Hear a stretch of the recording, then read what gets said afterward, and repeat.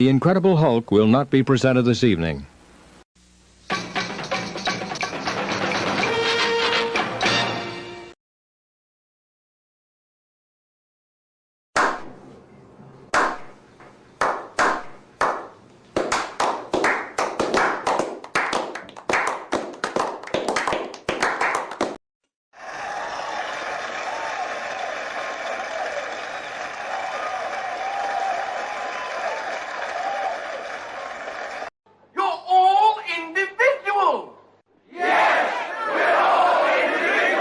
Clickety-click.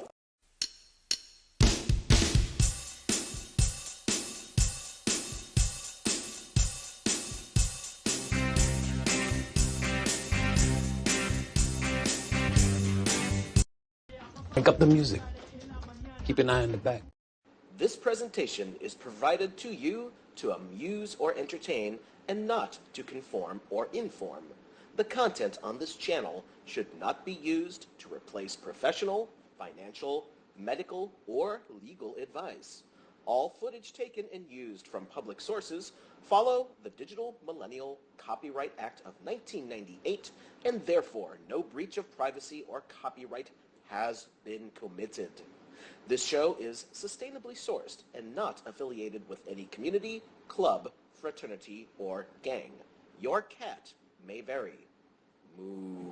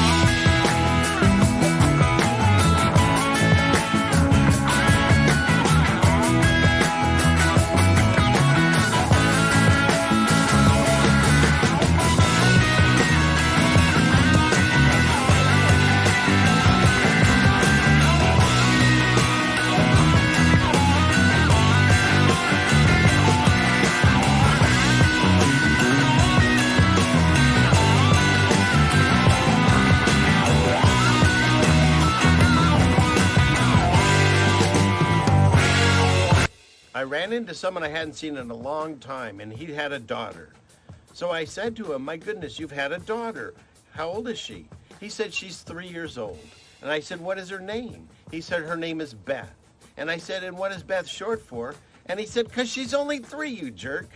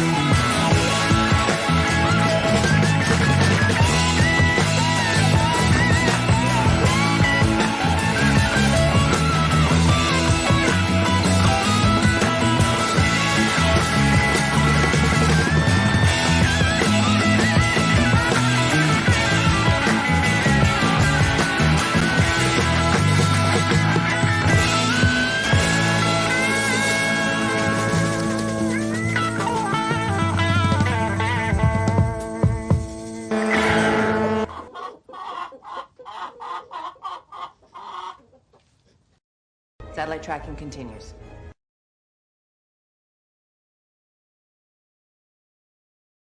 Wow. Wow. Hey, everybody. We did it again. Whoop, whoop. We made it. Friday night. We're here together again. Clickety click. Hey, everyone. Good to be seen by you all. We're on the right side of the grass. And I like that saying. I was taught that a long time ago when I was in my, I think, 20s by a gentleman that was probably maybe 15, 20 years older than I am now. So, yeah, I like it. So anytime you wake up on the right side of the grass is a good day. And so it's wonderful to be with you all again this evening. We've got a lot to talk about. And Jen, my sister from another mister, where is she? Oh, shoot. One of these clicks. Jen! To you! There she is. Hey, Jen. Hi, thanks for having me back. You bet. It's always fun to talk to you. And I get requests to do, I used to do just solo shows and stuff, and I plan on doing those too. But I tell you something, and as I wrote to someone that writes me emails, and I appreciate everyone's email, please. And when I where's my guy? And when I say I appreciate everyone's emails, I mean everyone. And please keep them coming, because I use that information and try to work things, come up with comments and things that people say, and I'll try to work it into shows. And so, but the main thing I feel is very important is that the gal that's sitting on screen with me right now, Jen, she is one of the very few people that I know that are out on these channels speaking not just truth, but talking about things that other people find uncomfortable, like God, and also the Mandela effect, and how things have been changing supernaturally, and there's a few other things. But so the fact that the powers that be, keep shutting her channels down and trying to silence her voice, I'm going to do whatever I can to make sure that continues to be heard, because she's got a lot of amazing things to say. And so if you haven't subbed, check out her channel and sub it. And 1,000 of my moms. Oh, you bet. It's my pleasure. I love you, my brother from another mother. Right. Where's I have something for that. See, I can never find them in time. I got all ready before the show thinking I could do this better, but here, let's try. Boom, baby. Boom, baby. Now, did it echo? Because I'm trying to do this without echoing. So I didn't hear an echo that time. I don't know if anybody else. I didn't hear. Okay, good. All right. So let's see. Where should we go from here? I do have a crazy Mandela effect to share with you when it's time. It's just wow. So here's my thought. What are we going to cover tonight? Of course, we have to do the space thing, but Mandela is a big part of this show, that we're going to discuss some things. And then I forget the other stuff that was in the beginning here. So there's this. Oh, wow. Is that a mockingbird? Man, is that a mockingbird? Is that a mockingbird? That's the one that always makes Rose, I think, sad. Yeah, I feel sad for him too. I know what that feels like. I've been on the other end of that. Yeah, right. Oh, isn't it like just the same thing as when you're somewhere and someone's waving to you and you wave back and it's someone behind you? Have you ever done that? That's embarrassing as hell. I hate that feeling. I just roll with it. Like I was a part of it anyway, It's just like, oh, you're talking about. Yeah, no, but that's so yeah. Let's see. What do I want to start? Oh, but I have to acknowledge wherever. How do you get there? Oh, wait, there's a button here. Thank you, Jamie. This is, I would call a super fan, one of my newest fans. She apparently has been binge watching my stuff, so that's fantastic. There's wonderful content still there, but because the way Jen, the way this channel that we're on works, I had to take probably just as many shows down. So I'm glad there's still enough there that you can see our catalog. Jen unfortunately lost all of her catalog. She has to rebuild for the third my time? very first channel, when that went down, I had none of those videos backed up, and I had a lot. I had over 1,000 videos on that channel. I was almost at 15,000 subscribers in December 21st, 2020 at 10:38 p.m. They took my ass down. I feel like they burnt my house down. Oh, I have that. I have that. That was the first meme I ever made, or drop I ever made. I put that all together. Thank you. But yeah, it's so anyways, thank you, Jamie. That was really sweet. I think Jamie's binge watching my stuff as well, if I remember correctly. Oh yeah? Oh yeah, it's awesome to hear somebody's going back and watching your stuff, or going back to the archives and everything, because Shapu made a Ripple Effect archive, and it's all the shows that have been taken down over the years off all my channels and stuff. And it's nice to hear that people are going back and watching that, because there was just so much time and content in there. And like Steve and I had so much content that even when Bobby was doing streams with us and everything, and Brian Stavely, we did a lot of long live streams with him. One of our live streams was like 7 hours, I think. Right? Yeah, I remember you did. Yeah, it was crazy. And I have to, let's keep talking about that, but I have to acknowledge Trisha C. She's been going through a lot of health issues, and thank you very much. She sent some lovely things to my wife for when she was having health problems. So continue, everyone, to pray for her, and thank you for being, I think, my first YouTube. Someone taught me about how to turn that button on, and I turned it on. So thank you very much. We appreciate all the support that we get from everyone out there. And awesome. Yeah, and I've got some regular mail that came in too. But I don't want to forget, you were talking about, so for those of you that are new to us, even though that, you can binge watch and see some of our stuff. So basically, we all kind of came out at the same time, Jen and I and Steve. Brian was doing shows prior to that. And I know you were too, Jen, but I didn't know you quite yet then. Uh-huh. And eventually it became Jen and Steve and Bobby. There was another gentleman that used to do shows with them. And then Bobby Stevens. We don't know what happened. Well, he's okay, because I talked to Steve once, and he just stepped away from this, because this really can get well, you know how it gets, Jen. You have the option of doing this, making a little money, and potentially alienate yourself from your family and friends, or you can do something else that has nothing to do with the things that we discuss, and not feel ostracized. So I think that was his path that he chose, and that's fine, But then something beautiful happened, is because I started doing shows, but I really wasn't doing live streams. I was doing other people's live streams and stuff. And I'd watch Jen and Steve all the time, and I'd comment in the chat, and I was fairly decent chatter, I think, but I'd always distract everyone. And Jen would start saying almost things that were reminded me of my teachers in school. And I'd be like, oh, we're in trouble, because sometimes the chat would go crazy off of whatever we were discussing, and no one was, listening. And so that's where the whole school thing started. And then for those of you that are late, I have this. If anybody showed up late, I don't feel dirty. And then, of course, if you are late, Melanie's in charge of making you bang a razor. Melanie in here yet? She's not here? No, I don't think so. Melanie's all your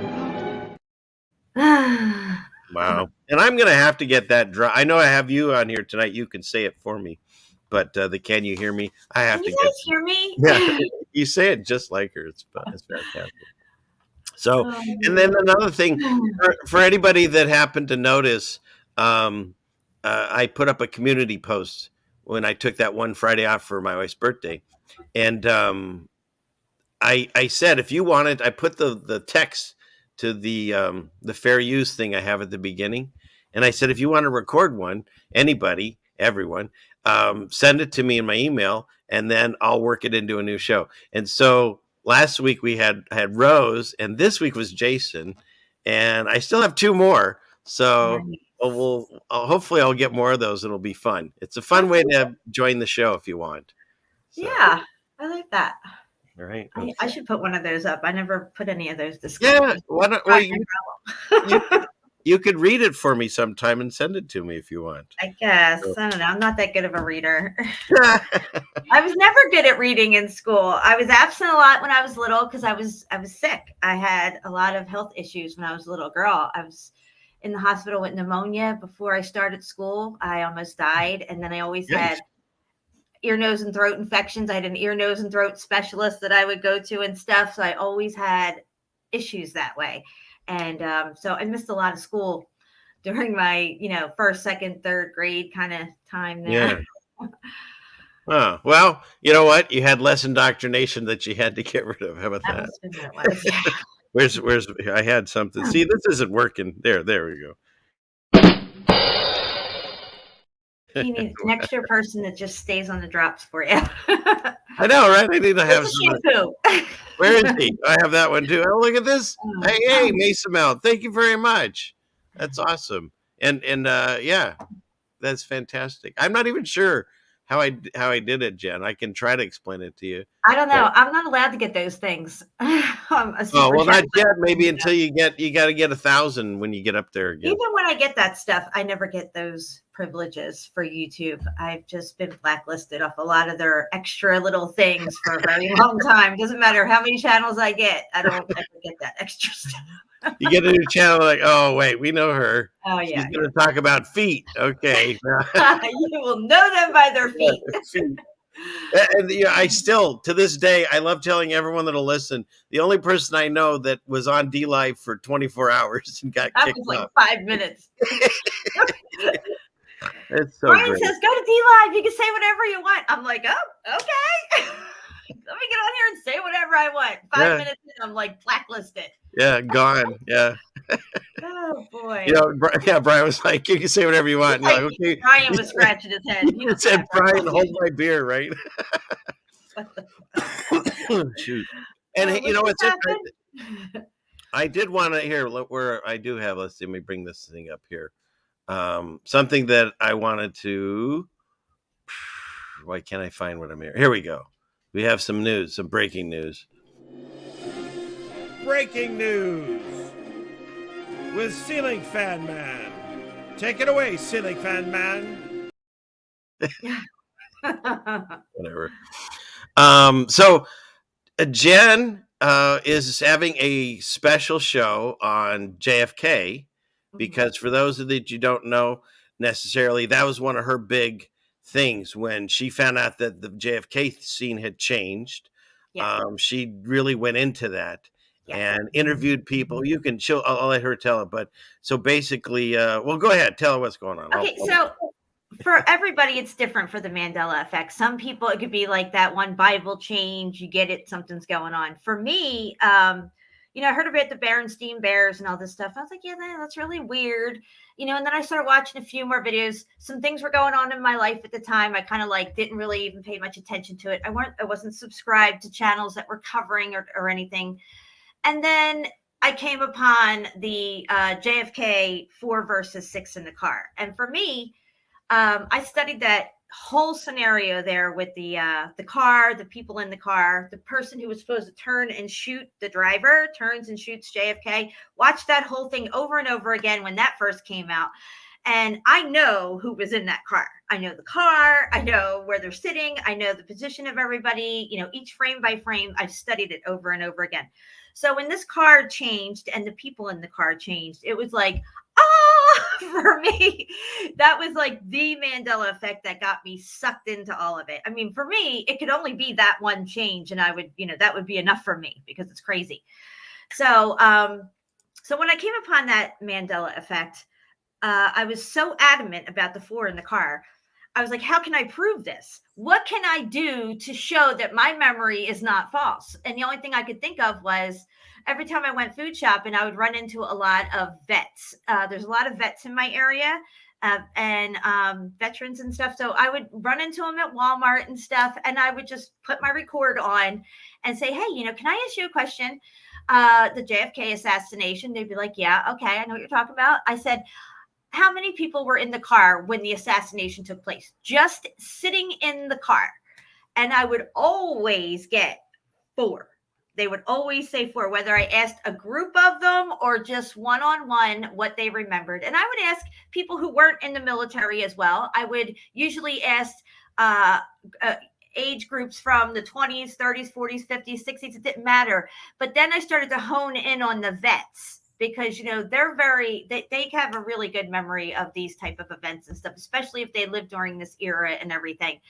It was ingrained into their consciousness. Everybody knows where they were when JFK was assassinated, just like everybody knows where they were when, 9/11 happened here. And so for them, it's a huge marker in their memory of what happened, what took place, and who was in that car. And, like I said, there's nobody that ever says there was 6 people in the car. I think out of the course of me asking everybody, not just the vets, I've had 2 people tell me that there were 6 people in the car and actually name the people correctly. And I would look at them like, who are you and where are you from? They say it with such conviction, but everybody else has always said 4. They named the people in the car. They described the car to me. And how about this? I don't want to, because this is the show you're Wednesday. This is just sort of a promo to let people know this is what you're going to be talking about. And I got invited onto it also. So, because I'm going to talk about the things afterwards that have been messed with after the actual shooting. There's some weirdness there. And so I think it'll be a wonderful show. It'll be Wednesday on Jen's channel. And it'll be the first time, and my goodness, how long has it been since we've been on screen together? So it'll be fun. A couple of years now since we've done a show with Brian. He's been doing his thing. We've been doing our thing. But I've been really thinking about the Mandela effect for JFK a lot lately. And I was so focused on the people in the car and asking other people what they remember. But there is so much more to this Mandela effect. We can literally probably do a 3-hour show on the whole JFK Mandela effect from beginning to middle to end. And it's going to be a lot of fun. So hopefully everybody comes by and checks out the show next Wednesday at 8 p.m. Central. And so that what 8 cents. So this time frame, basically 6 o'clock. Okay, great. Exactly. Because I'm looking forward that, like I said at the beginning of the show, there's very few people that will touch this subject. And specifically when it gets into the Bible stuff. And what's interesting is when I started doing shows with Brian, I had a little knowledge of some of the changes, but since now it's been, a few years, and I read the scriptures every day. And so I'm seeing things and I'm jotting them down and I'm coming up with new ones. So it'll be, plus we haven't talked, Brian saw the Bible when I first got it, I think, but we haven't talked about that and some of the changes. And I'm going to show some of those tonight, but I think that's something that it's wonderful to have another voice out there that is going against the current, even the truth channels and the Flat Earth Group. And then some of these other big channels, they get really angry when you bring this up. And it's shocking to me because it's like, we're supposed to be able to discuss these things with the community. And if you don't see it that way, like I do believe someone in the chat said they remember 6, and you get that rare occasion. But I'm not going to ever say, oh, you're wrong. No, because the weird thing about how this works, the quantum effect or whatever you want to call it's happening, some people can have the new memory their whole lives. Mm-hmm. And I've discussed this on this channel that, between my wife and I, we agree on everything that's happening, even some personal Mandela effects that happen. Those are the really weird ones. Yeah. And, but what was I was, there's a few that we disagree on, and they're big ones, like Paint It Black by the Rolling Stones. That song, literally it's called Paint It Black, but her whole life, even still now, when she hears it the way it is now. I see a red door and I want it painted black, like someone else is going to do it. Yeah. So that, and there's a few others that we've but there's ones that you definitely agree. There's ones that you definitely agree on as well. Yeah. Everything else basically, but it's interesting that there's 3 that don't. So I don't know how it works. Yeah. That's what it makes me think, that there is a Mandela effect out there for everyone. across the board. Whether you agree on ones here and there or not, there's always that one across the board, whether it's in movies, magazines, history, something that you learned in science or something like that, the airplanes, anything. It's there to be witnessed and to be experienced, so you can see that our reality is changing on a supernatural level. I mean, if you ever get into the airline engines on the airplanes, I mean, that's just crazy in itself.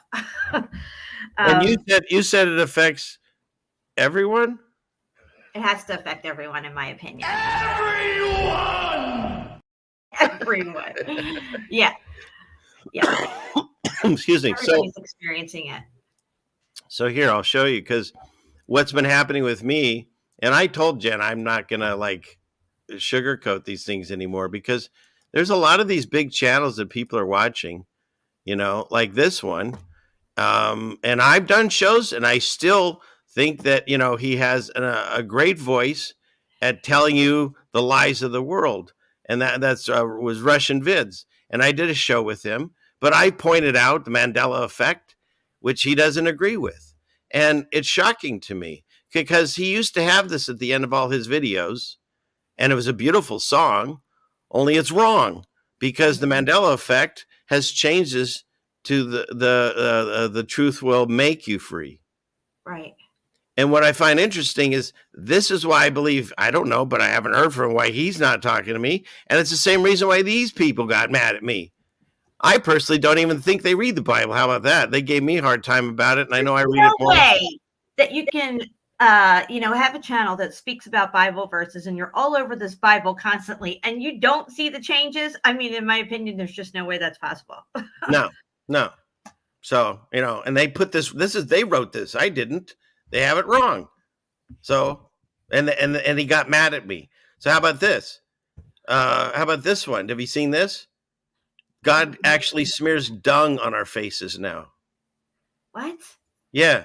No. Because Satan's world's all about that, right? And sex and whatever. And now God's putting shit in our face.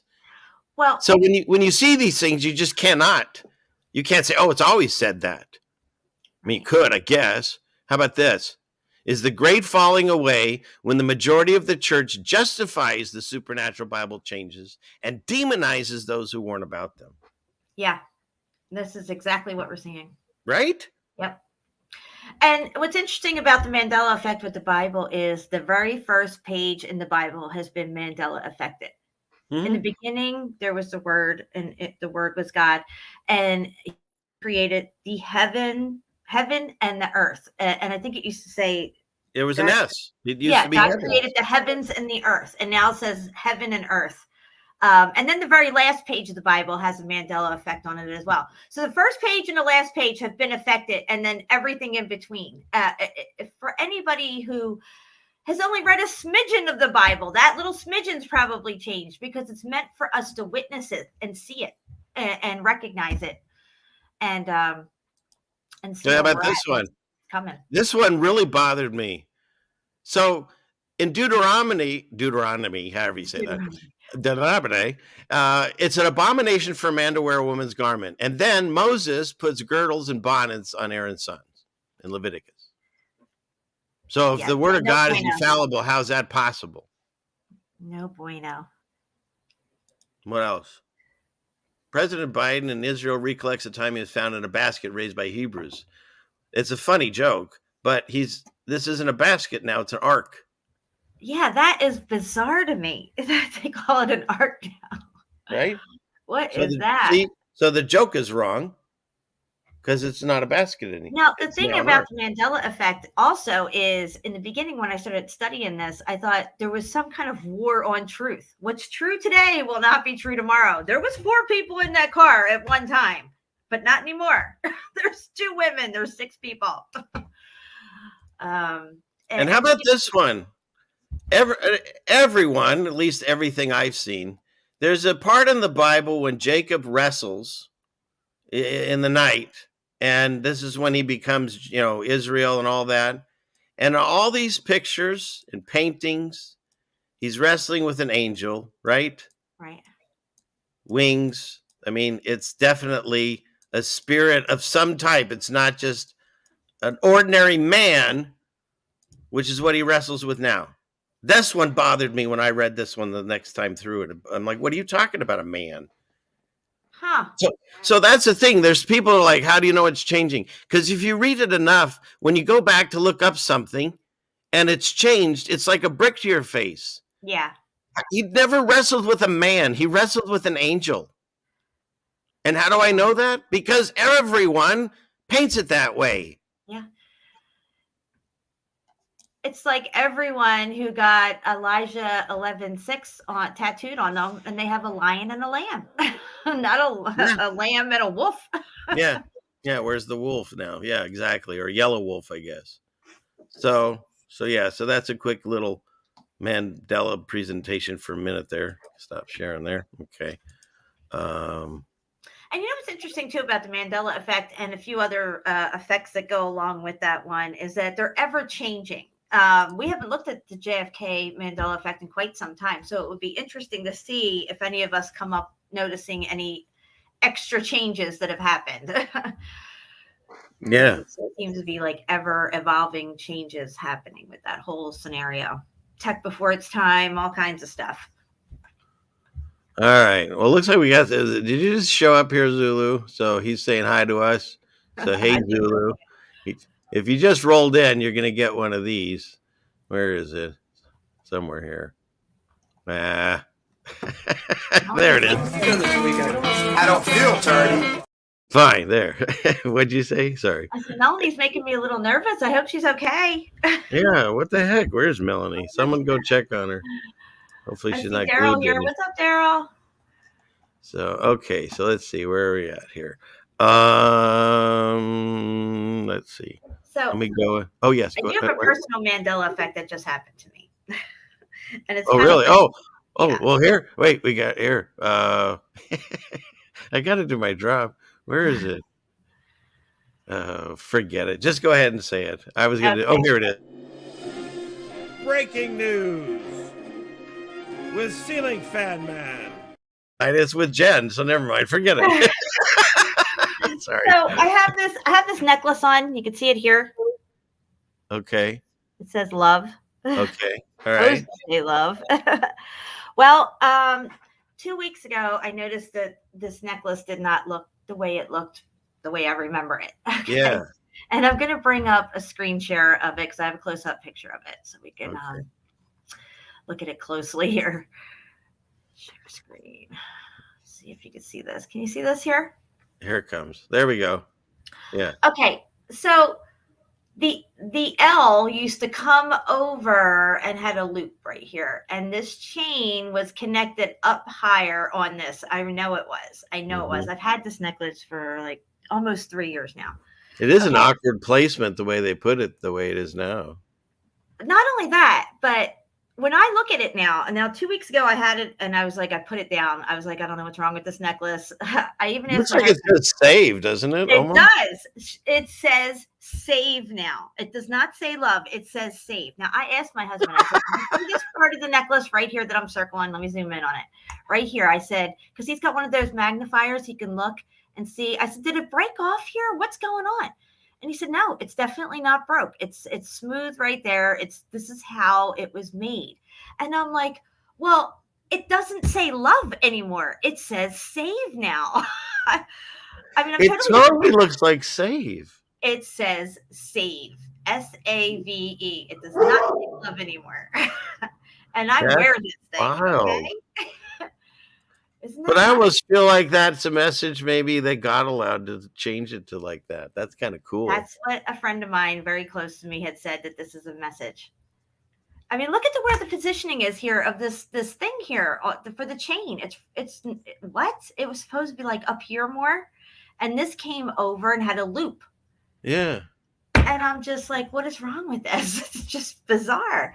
I'm wearing it right now, like I said, and it's crazy to me. Wow. You guys and I'm also noticing, that it says save. That's what I see. That's so Isn't funny. it nuts? And everyone is agreeing, at least not everyone, but the people are agreeing that they remember as an angel of the Lord that fought with Jacob. So yeah, that's cool. But yeah. Crazy stuff. Okay. So let's see. I think we got through all that. I'll go down here. And I mean, there's no way that I could have this necklace and own it, and then one day wake up and it doesn't look normal to me. Like, I can see it. Like, it's one of those things that's just like an alarm bell going off in my face when I look at this necklace now. I'm like, what happened here? I kept feeling it. I'm like, is it broke? It doesn't feel like it's broke. It's really smooth. I'm like, why does it look like this? And then I started to realize it didn't say love anymore. It says safe. It's just like crazy. It's really crazy. Wow. That is what everyone thinks it looks like safe, except Gabby L. She's driving, so hopefully you're not watching the screen. Oh yeah, be careful, girl. Look later. And I don't even know how this person could see it if you're upside down in Australia. Yeah. No, I think was fishbowl in here. I thought I saw the fishbowl in here earlier, but yeah. I know it's so bizarre. Amy, I've seen this too. Some people actually say God, but even so, definitely someone with wings or a spiritual kind of not an average man. Yeah, he didn't just like wrestle with a man like WWE or something, Patty's in the house. Who? Patty G. Oh, hey, Patty. So, there is other breaking. We're talking about wrestling and boxing and stuff.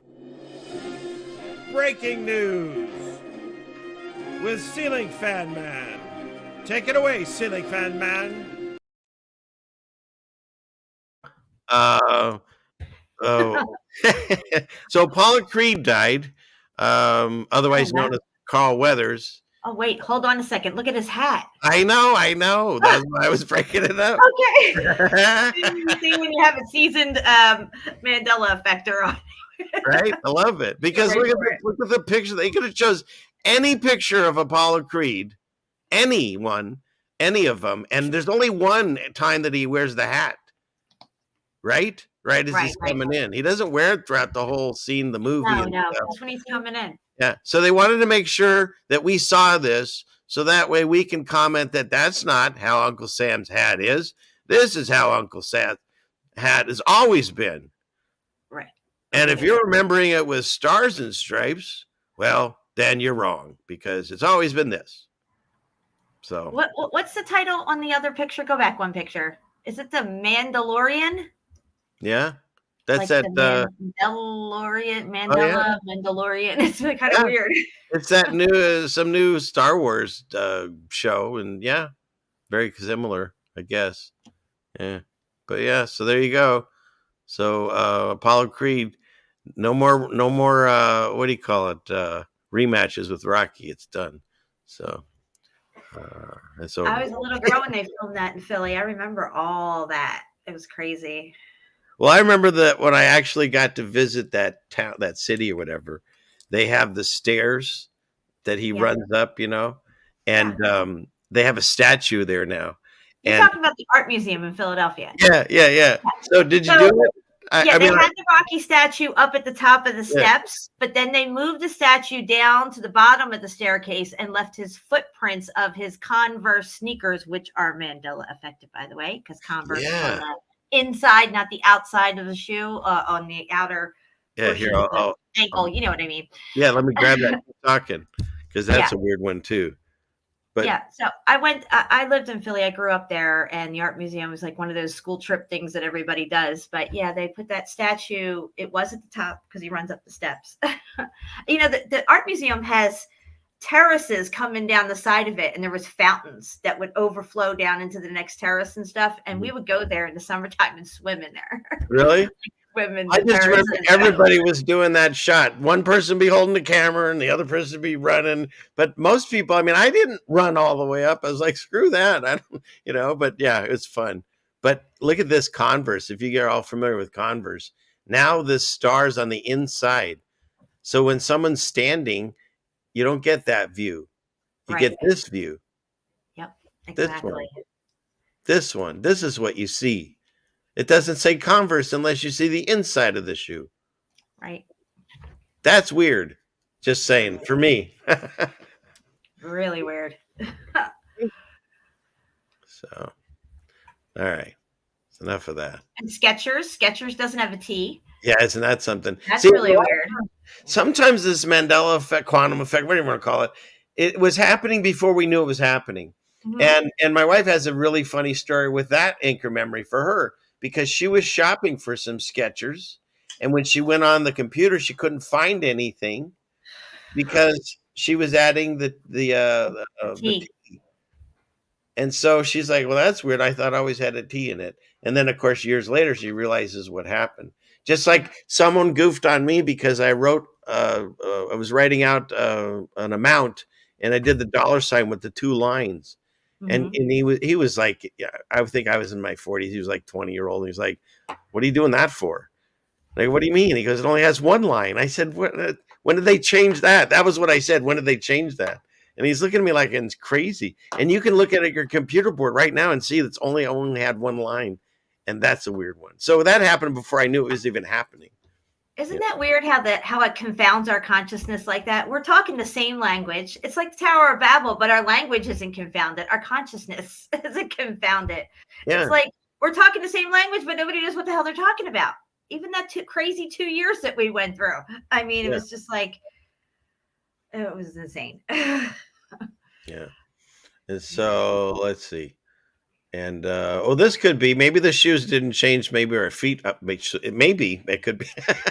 Good to see you, John Rice. That's a new name on there, so good to see you. New people are showing up. Oops, how do I get rid of this? Yeah.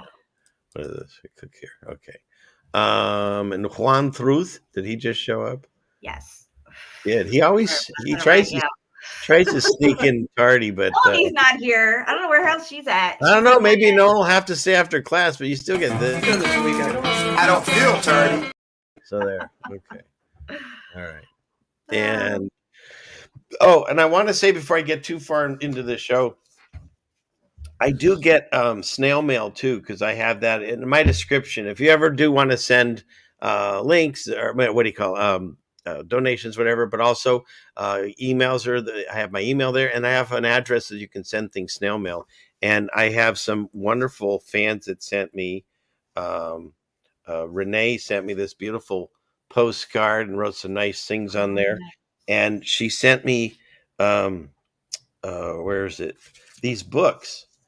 And it's hilarious because they're those little golden books, this one, Smokey the Bear. Because I've discussed this, for those of you playing along at home, you can't write the E in Smokey unless you're talking about the bear or cops on the highway. Otherwise, you take it out. And he has no suspenders. So, and it says Smokey the Bear when it's Smokey Bear now. Yeah. Right? See, that's why I have you on there. Get the last shot in there, too. I'm sorry. No, I want it. That's great. That's exactly it. So it has both. It has a little bit of Mandela because he has no suspenders, but then he has the bear. So that's pretty cool. It's really trippy looking. I can see your ceiling fan man through it. I mean, I think the green, does that. Yeah. I'm tripping right now. Yeah. How good is the weed? I don't know. Let's see. We entered another dimension. We're in another dimension. I didn't even smoke it. So, yeah. So this whole thing is wrong, because it shouldn't say that's really, really good evidence right the there. Bear. So that's actually beautiful evidence. And for that, we Someone should get fired over this, right? Because they wrote this wrong. So, and then I'm going to look for the link. Somebody's asking me for my archived videos. I got to go to BitChute and go to the Ripple Effect archive. I'll try to drop the link. You go for doing that. And then she also sent me a really pretty book about prayers for children. And in it, it has the Lord's Prayer. And this one says debts. So this one's been changed. And let's see. And it has in earth, so this whole thing's been changed on that passage. So, and what's this last one? Oh, and this I thought was great. She mentions in here in this picture that you've got the sun rays and the clouds in, basically proving flat earth, So, So anyways, I thought that was really cool.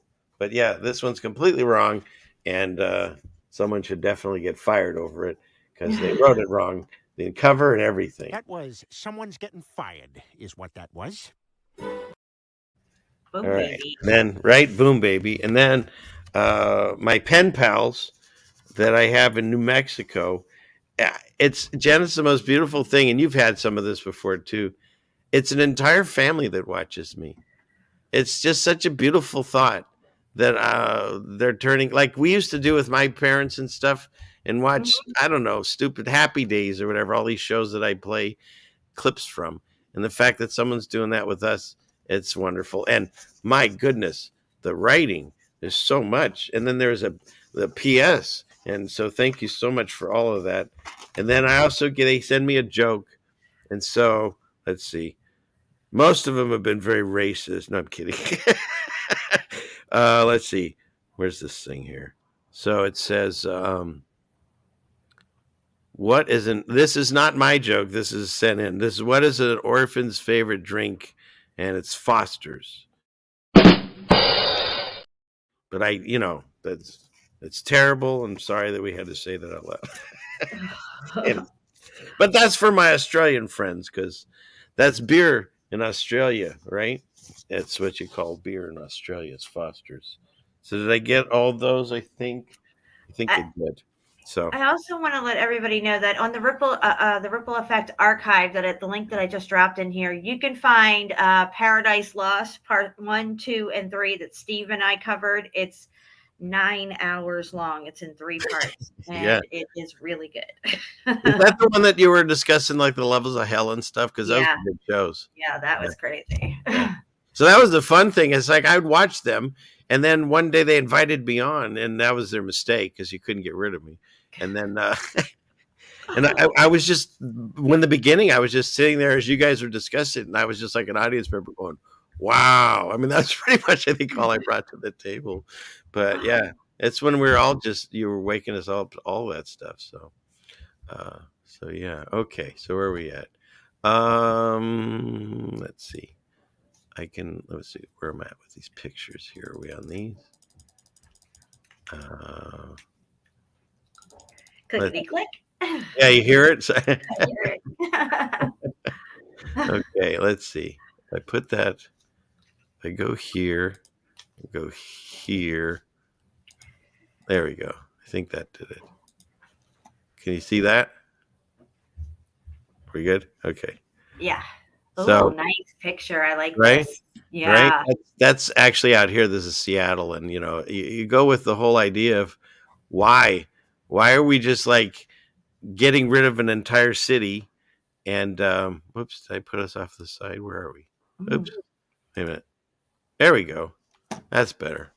Why would you just build it and like scrap this and just build a new one on top? And this happens, as you know, Jen, all over the world. If you look closely, this road is going over the rooftops of these buildings here that are underground. It's crazy. Is that bigger? There you go. Yeah. Look at that. And then how far down does it go? Exactly. It goes pretty far down. Now, that business that we were standing in when we were there said it went 2.5 stories down. That looks like 2.5 stories down to me. Yeah. And I think it probably goes farther. Probably. Yeah. That's just what they know of. Yeah. Because we went into one of these and that's what he said. And yeah, sure enough. So, and then let's see, what is this? And it's all brick, by the way, just saying. Have you and Shapu covered this? Did you know that don't tell me. This is in Scotland, right? Yes. What? Yeah, I know all about this pyramid. There's pyramids in Scotland, guys. Yes, it's true. Oh, Melanie just showed up. What's up, Mel? Where you been? Was she kidnapped or something? What happened? We all worry about Melanie. Where is she? Melanie's here? And so here we are. He's here. I don't feel dirty. Can you guys hear me? That's my favorite drop, and I didn't have to push the button. So, yeah. Yeah, pyramids in Scotland. Supposedly they built this as a memorial to some of the royals when somebody died or something. Some lame-ass narrative, that's all I got to say. Who's building this in the middle? And it's in the middle of nowhere, guys. Nowhere. Prince Albert's Pyramid. Yeah, look. Prince Albert, look at the walk you have to get to. Oh, yeah, you get lost. When you look at the directions, I read the directions on how to get to this thing. Just reading them, I was lost. What's that? Is that a, what do you call it? Windbreaker, yeah, right? Oh, windbreaker. They don't even discuss that. There's no sign. We just walk by and go, "Oh, that's cool," and then you keep going because you want to see the pyramid, right? Right. That's what And happens. it's so strange how it comes out of nowhere when you're walking up to it. It's like eerie. Yeah, look. It says 2 hours to get here. So if 2 it's 2 hours to get there, and the directions are sparse. It's like you got to drive here, park your car, walk down this trail, make a right, go down a little further, zip around this way, and then hopefully you'll come out over here at this pyramid that they built in whatever 1862 by Queen Victoria. If it's a 2-hour walk to get to it, how hard is it to bring all the freaking rocks to get here, or bricks or whatever? Exactly. Come on. I think this pyramid was here and they just slapped a plaque on it and gave it a new narrative and walked away. Yep. One of the biggest jobs, I think, when you had the reset people, us or whoever, was a sign maker, because they just stick a sign on it and call it a day. Yeah. And everyone just says, "Oh, look at that. It was built in 1863 by Queen Victoria. How weird. Take a selfie." And then you go on to the next thing. What's for lunch? Yeah. The lie is so big, it doesn't, we don't comprehend it, that we're being lied to. You could see damage on this pyramid. You could see there's no time. The weathering would not do something like this from the age that they're giving it. I'm just saying. Just for no reason whatsoever, let's just find this spot and stick a pyramid. Yeah, like if you're going to build a memorial to Prince Albert, why not put it in a prominent area where everybody can see it, not in the middle of bumfuck nowhere where nobody can see it. Right? Where everyone can see it. Love that drop. Can I have more coffee when you get a chance? Burning through this. I'll take some coffee as well, please. Thank you. Jen likes some coffee too. I don't know if she's down there. Maybe nobody's getting coffee. I don't know if she's down there. Okay, let's see. Let me get out of this. Oh wait, I would want to keep going with that one. Let's see. Clickety click. We'll go here and go back here. Where'd it go? There's also a pyramid just like that in the middle of Rome that not very many people talk about. I've covered it on my show. Just look up pyramid in Rome. You'll see Cestius pyramid in Rome. And when you look at the pictures for that and the interior spaces, like the hallway that leads down through this pyramid, it's all cooked out brick. So there's that. Right? Yeah. Okay, let's go back to this. Love that picture. Isn't this a great one? Like, why is this under the water? Because everything was under the water at one point. That's where I'm finding it's. Oh wait, she just came. Can we get coffee? I'd like some, and so would Jen. Thanks. I don't know how she's getting yours to you. She said thank you. But yeah. So it's like I'm reading the Bible and it tells me these answers. And when you look at all the cultures, no matter what religion or race or whatever, most all of them talk about a great flood of some kind. And that would make sense when you see, like we discussed, the top of, what is it, Mount Everest, I think it is, that has that marine limestone and stuff. Yeah. And I have a video that I'll show you, that in the desert where they find whale bones and stuff. And it would make sense with the biblical narrative that at one point everything got covered in water, and then after the flood it receded, and we're living on the space that's left. And so you can see remnant of the old world down there. Right. Let's see. Let me get out of this screen share and see. I have that somewhere. I think it's one of these. Bear with me. There's a bear? No, it's a dog. Let's see. Well, here, I'll tell you what. Let's go back up into this. That's what I'll do. I'll go over this because it's the tabs, and that'll clear the tabs anyways. Let's see. So we covered that. Get rid of this thing. Okay, we covered that. And that's just some old buildings we can look at. But see, the ocean is way deeper than you think. And we're not going to play the music or anything, but you can just see this thing goes down. 40 meters is maximum depth of recreation scuba divers. and you keep going down, and the height of the Eiffel Tower goes down to 301 meters. And if you live in America, you'll have to figure it out because these numbers don't mean anything to you. But the deepest blue whale can dive 500 meters, and then you keep going down to 1,000, and that's where sunlight stops. And then you keep going down from there, and it's the lowest point of the Grand Canyon at 1,828 meters. And then here you've got the average depth of the ocean at 4,267. That's the average. That means that, well, you know what that means. It goes way, way, way deep. So you keep going down, and what do we hit? 8,850, which is how high Mount Everest is. As above, so below. You know, it's kind of interesting. And then you keep. The Mariana Trench is 7 miles, isn't it? Yeah. And then here's where James Cameron, he ended up with the Titanic, and that's at 10,000, almost 11,000 meters. And then what is this? And this is supposedly where Don Walsh and Captain Picard were in 1960, went this far down. Before he went to space, I guess he went down there. But that's why they used that guy's name for that Star Trek series.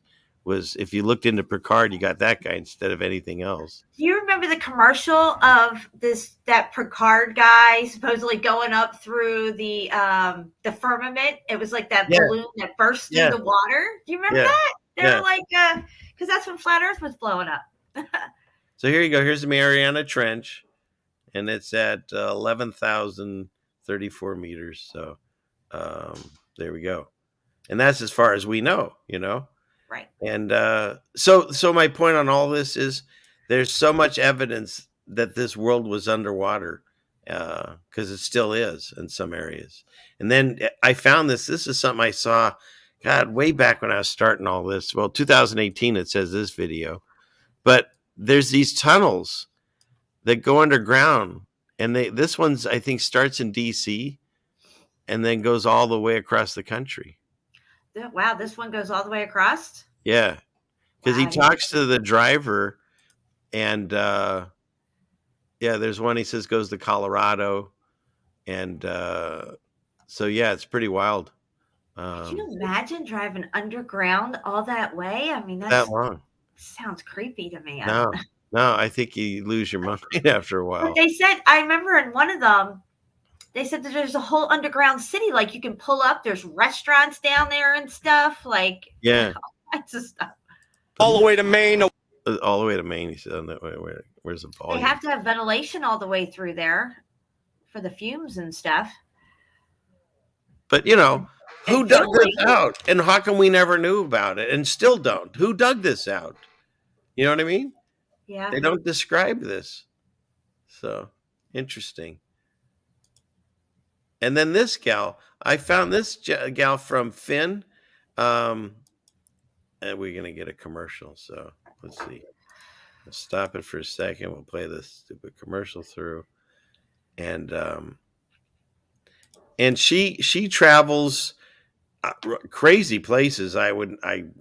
Shocking. She's all by herself too on a little motorcycle. And there it is. Clickety click. Go here. And it just so happened that she went to the Sahara Desert for this episode. And she went to go visit where they have the whale bones. Where is it? Oh, cool. It's somewhere in here. Here. So you got whale bones in the Sahara Desert. They got their little plaque there. Little plaque. Now they're going to tell you it's not a whale, even though it looks like a whale. It's a Durdouanatrox whale, and it's like prehistoric from 10 billion years BC. Yeah, whatever. Because it couldn't be from the flood. That would jive with their timeline. right. It would screw up their timeline because Occam's razor says, well, it makes sense there's a whale there because it used to have water. Now, plump, it's done, you know? And God even says when he comes through in Revelation, excuse me, that there's going to be areas that he destroys, that nothing will ever live or grow there throughout the rest of time until this earth passes away. And that would make sense when you look at some of these areas in the desert and stuff. And then you see things like this, like whales in the desert. Which, by the way, they have to come here and dust these things off because they keep getting covered up by sand. So imagine that. Imagine that. Yeah. I wonder who's got that job. Right?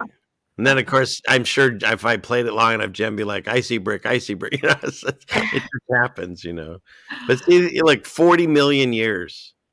Sure. We already discussed before on one of your shows who came up with the millions of years in geology and all that stuff. It's all made up. Right? All of it. Anyways.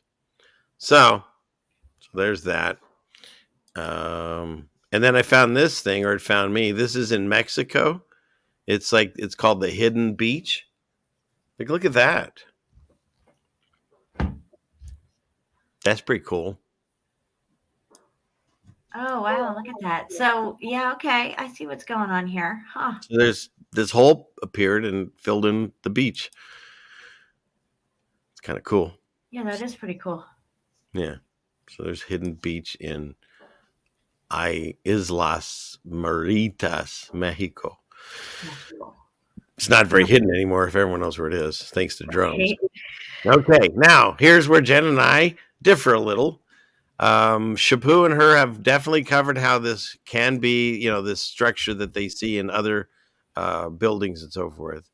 But I'm still hanging my hat on. This to me looks like potentially a giant tree stump that was cut down, because when you see trees in nature, they're not cut, they're broken. See, this looks a stump that's cut, and whoops, and here's one that's broken. Right. And so, just like they show you in Avatar and all these other movies, and maybe the Tree of Life, or the a lot of these giant trees that live, because don't forget, in my idea of what our past looked like, we were way bigger, and everything was larger, including the trees. And I think the trees that we have today were the saplings or whatever of the old day. And this is what we have now. Because I believe some of these were cut down. Some of them probably the flood took out, and others probably Revelation, whatever happened there. There is parts in there where it says not to harm the trees, so maybe it wasn't there. But regardless, I totally believe this could be. Could I be wrong? Absolutely. Can you prove your side and prove that I'm wrong? No, you can't. No one can prove that this is anything other than really cool thing to look at. We can't prove what it used to be before, because we live in the time something already happened to it. And so it's been fossilized, crystal, whatever you want to call it. But what I don't believe is that they say, well, this one definitely, what do you think of that? That's a cool picture. Yeah. That one's hard to I've discount. seen that one, yeah. That one's really hard to discredit. But what they tell us, Devil's Tower was formed. Here we go. We're back on the ball. Because back on the ball with the volcanoes. Because if you don't believe in what we're discussing, melted buildings or giant trees, then you're going to have this form through millions of years, sedimentary layers, 50 million years, basically the magma from the volcano of the center of the ball, the Tootsie Pop, which I don't believe. Because it's, you know what? There's some flat earthers that have their foot in both pools of the water. God says you can't be on both sides of the fence. And so you can't have your cake and eat it too. You can't say that you live on a flat earth because you're not telling me where your heat source and your what was the catalyst to push this up. And then how many years did it take your theory to drop down to show off this rock? Because they're saying it took 50 million years. And if you don't like this theory, they also have the Lakoth theory, and they describe that one. If you don't like that one, then there's the volcanic plug theory. And if you don't like that one, there's the Mardiatine theory. But basically, you've got 4 theories brought to you by the people that, supposedly know what it is since they run it. So they don't have an idea. So when people get all bent out of shape and yell at people because they have a different theory, prove yours. Because modern science can't prove theirs.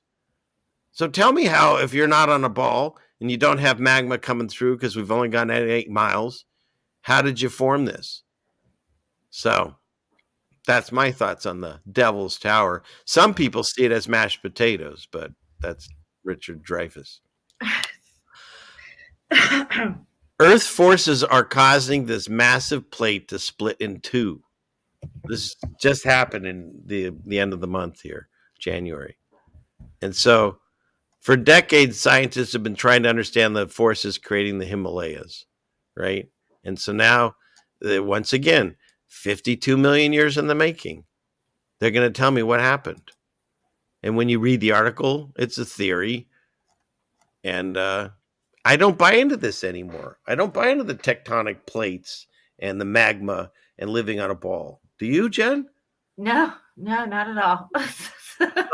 So if you want to believe that nothing got melted and everything just shot out of the earth, explain to me how it happened. Because if God didn't do it, if you don't believe in him and you don't live on your ball anymore, what's the catalyst that created your mountains? I'm just saying. Yeah. And then somebody was just asking about pyramids in the United States. There is a monument to the Confederate dead in Richmond, Virginia, and it is a pyramid. And it looks old and muffed up looking. And I just wanted to share it with everybody real quick.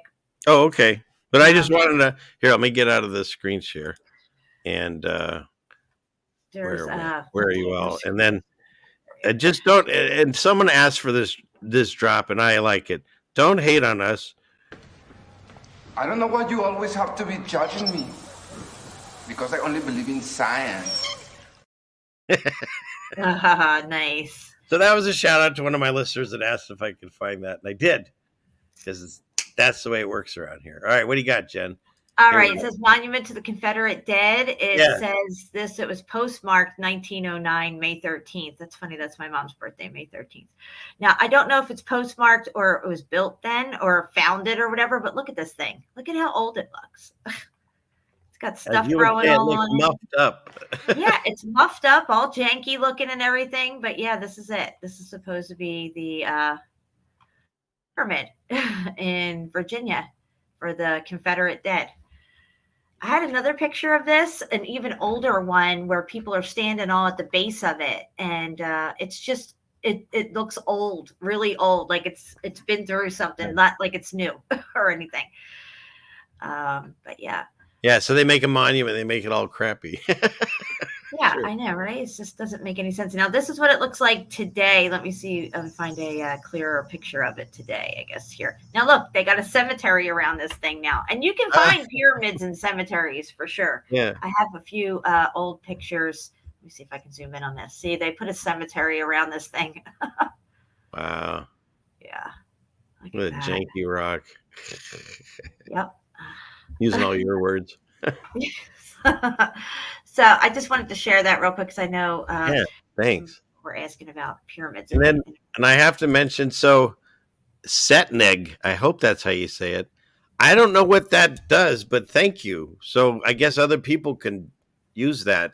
I'm not sure. But if someone else knows if Melanie's finally here, maybe you can explain it or something. But thank you, Setneg. That's individual. And he should be getting his hoodie soon. Just saying. Well, there you go. Yes. That nigga's getting your hoodie too. Yeah. So okay. And yeah, that was a quote from Nacho Libre. And these pyramids could be the tips of obelisks underground. Who knows? Yeah. No, 100%. Yeah. So okay. So where are we at here? Okay. So let's see where we're at here. Let me go back into this. Did we finish that? Oh, I can bring that up. Let's look at that. Clickety click. We'll go here, and here, and here, and here. All right. Let's see. Is that right? I'll make that bigger. There we go. Look at that one, Jen. Yeah, built in 3 years, population 20,000 people in 1896. And then you go to 2023. Took us 5 years. Yeah. And the first big windstorm, this thing gets knocked over, and that's still there unless they blew it up. None of it makes sense. You got to make it make sense. Okay. This is what they should have been building in 1896, the photo below. We should be building this stuff in 2023. Right. Yeah. Where is the guy? He's here somewhere. That's very true. He hasn't made an appearance yet, so there we go. Somebody how about this? Him some Visine before he filmed that scene. Right. I like him really completely blurred. He got high before he did that scene. Yeah, no kidding, right? My goodness. How about this? Earth, Wind, and Fire. Every one of their album covers. They've been trying to wake us up since 1969. Nice. I love it. Look at it. So, I mean, all the things we talk about on these channels. Look at that. Isn't that great? It's fantastic. Crazy. Yeah. There's a lot of symbolism in these old album covers. Rush has a lot of crazy stuff. Led Zeppelin, if you look at House of the Holy, I think it is, with the little naked kids running across this melted building. It's crazy, that picture. Well, I know, but I was doing a live stream with Jen, and she's like, let me show you this. And it's like, after a while, it's like, all right, I don't know how the censors are doing with all the naked children, but isn't that weird? It was an album cover that everybody had. But when you look at some of these things now, it's like questionable. It's weird. Yeah.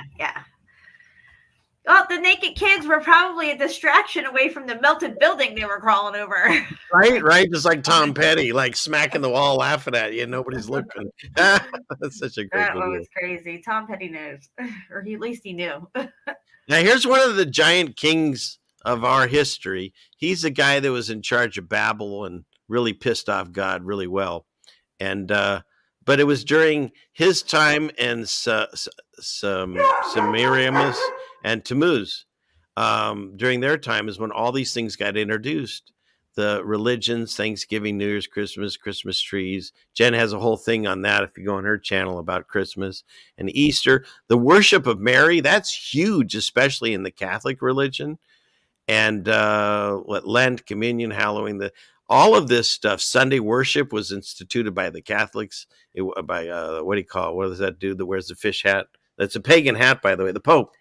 He introduced Sunday worship because Sabbath was always known as Saturday, and infant baptism and Good Friday, all this stuff. So I thought this was a good little screenshot because you and I and others, we talk about how this path that we found is what brought me to God, and I found Jesus because I didn't even know he existed. But it had nothing to do with religion.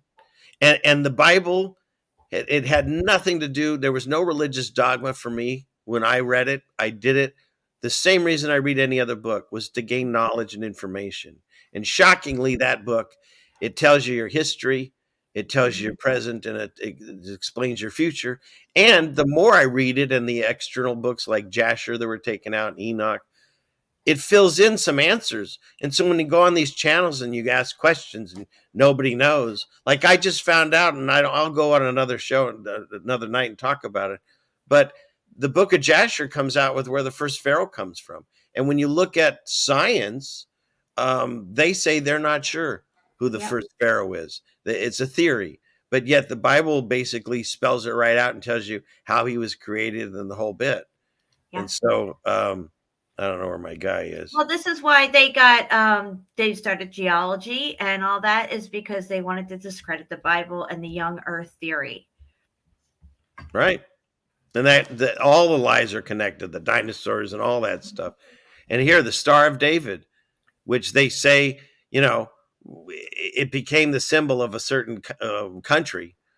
And that's not what the Bible talks about. When the Bible talks about the children of a place, it's the children of God. That's what they were called, because this country didn't exist until the 40s, late 40s. And so whether or not in the Bible, when Jacob meets this man now instead of the angel or God himself, his name is changed from Jacob to Israel. And I believe that this one area of the world was taken over, not the people. You know how this works. Like, not everyone in Washington State is evil, just a small amount, and the governor and all that, So it's taken over and they bastardized this name into making you think it's something else. And it's not. It's the Star of Remphan that belongs to Moloch, and God talks about it in the Bible. There's actual passages that tell you, Revelation 2:9. I know thy works and tribulation and poverty, but thou art rich, and I know the blasphemy of them which say they are Jews and are not, but are of the synagogue of Satan. That's Revelation 2:9. And so that's the way I feel that he called. Can I interject? There it is. Can you go back a picture? You can interject carefully. I'm going to be gentle. Just take a look at this globe, okay? Does anybody see anything wrong here? Because South America is clear out in the middle of the Atlantic Ocean. Yeah, okay? It's way over. It's not even in Eastern time zone anymore. It used to be that the western side of South America was at Central time zone. It lined up with Central time zone. Now the west coast of South America isn't even lining up with East Coast time zone. No, it's clear out in the middle of the freaking Atlantic. Way out here. Wow. Yeah. And that moved incrementally. Yeah. Well, talking about Brian, that's the first thing that blew me away is I'm watching shows and this guy comes on. He's up in like, it looked like a little, I don't know, he had a sheet on the window and stuff. And that apartment cow that he or lived something, in, a sheet. right? And he had the dog that couldn't even get on the bed. It was so adorable, that dog. Oh yeah, he had to put his dog to sleep. I remember that. Yeah, it was terrible. I miss that dog too. I'm sure. But he did this video. It's the first one I ever saw. Where he was some crazy guy to me. He's like, "Hey, Jeannie, look, this guy's saying the continents have moved. Are you kidding me?" And then by the end of the video, I was sitting there with my mouth hanging open because it's shocking. Yeah, not only did South America move, but now the Panama Canal is not running east to west; it's running north to south now. Let that sink in for a minute, okay? Yeah, makes no sense. Yeah, that helped wake up one of my sons that was in the Coast Guard because he went Costa to the Rica Panama. is no longer an island nation. Yeah.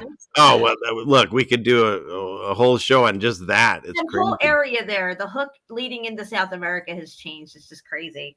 Yep. And speaking of crazy, how about this? That was a nice little segue. But yeah, what's up with all the crazy weather lately? So yeah, right. And you know what's happened? I don't know how it was. You guys in the chat and gals and couches, you can mention in your area, but it was excuse me, I think it was Saturday. Was it last Saturday or whatever? We had crazy amount of fog around our area.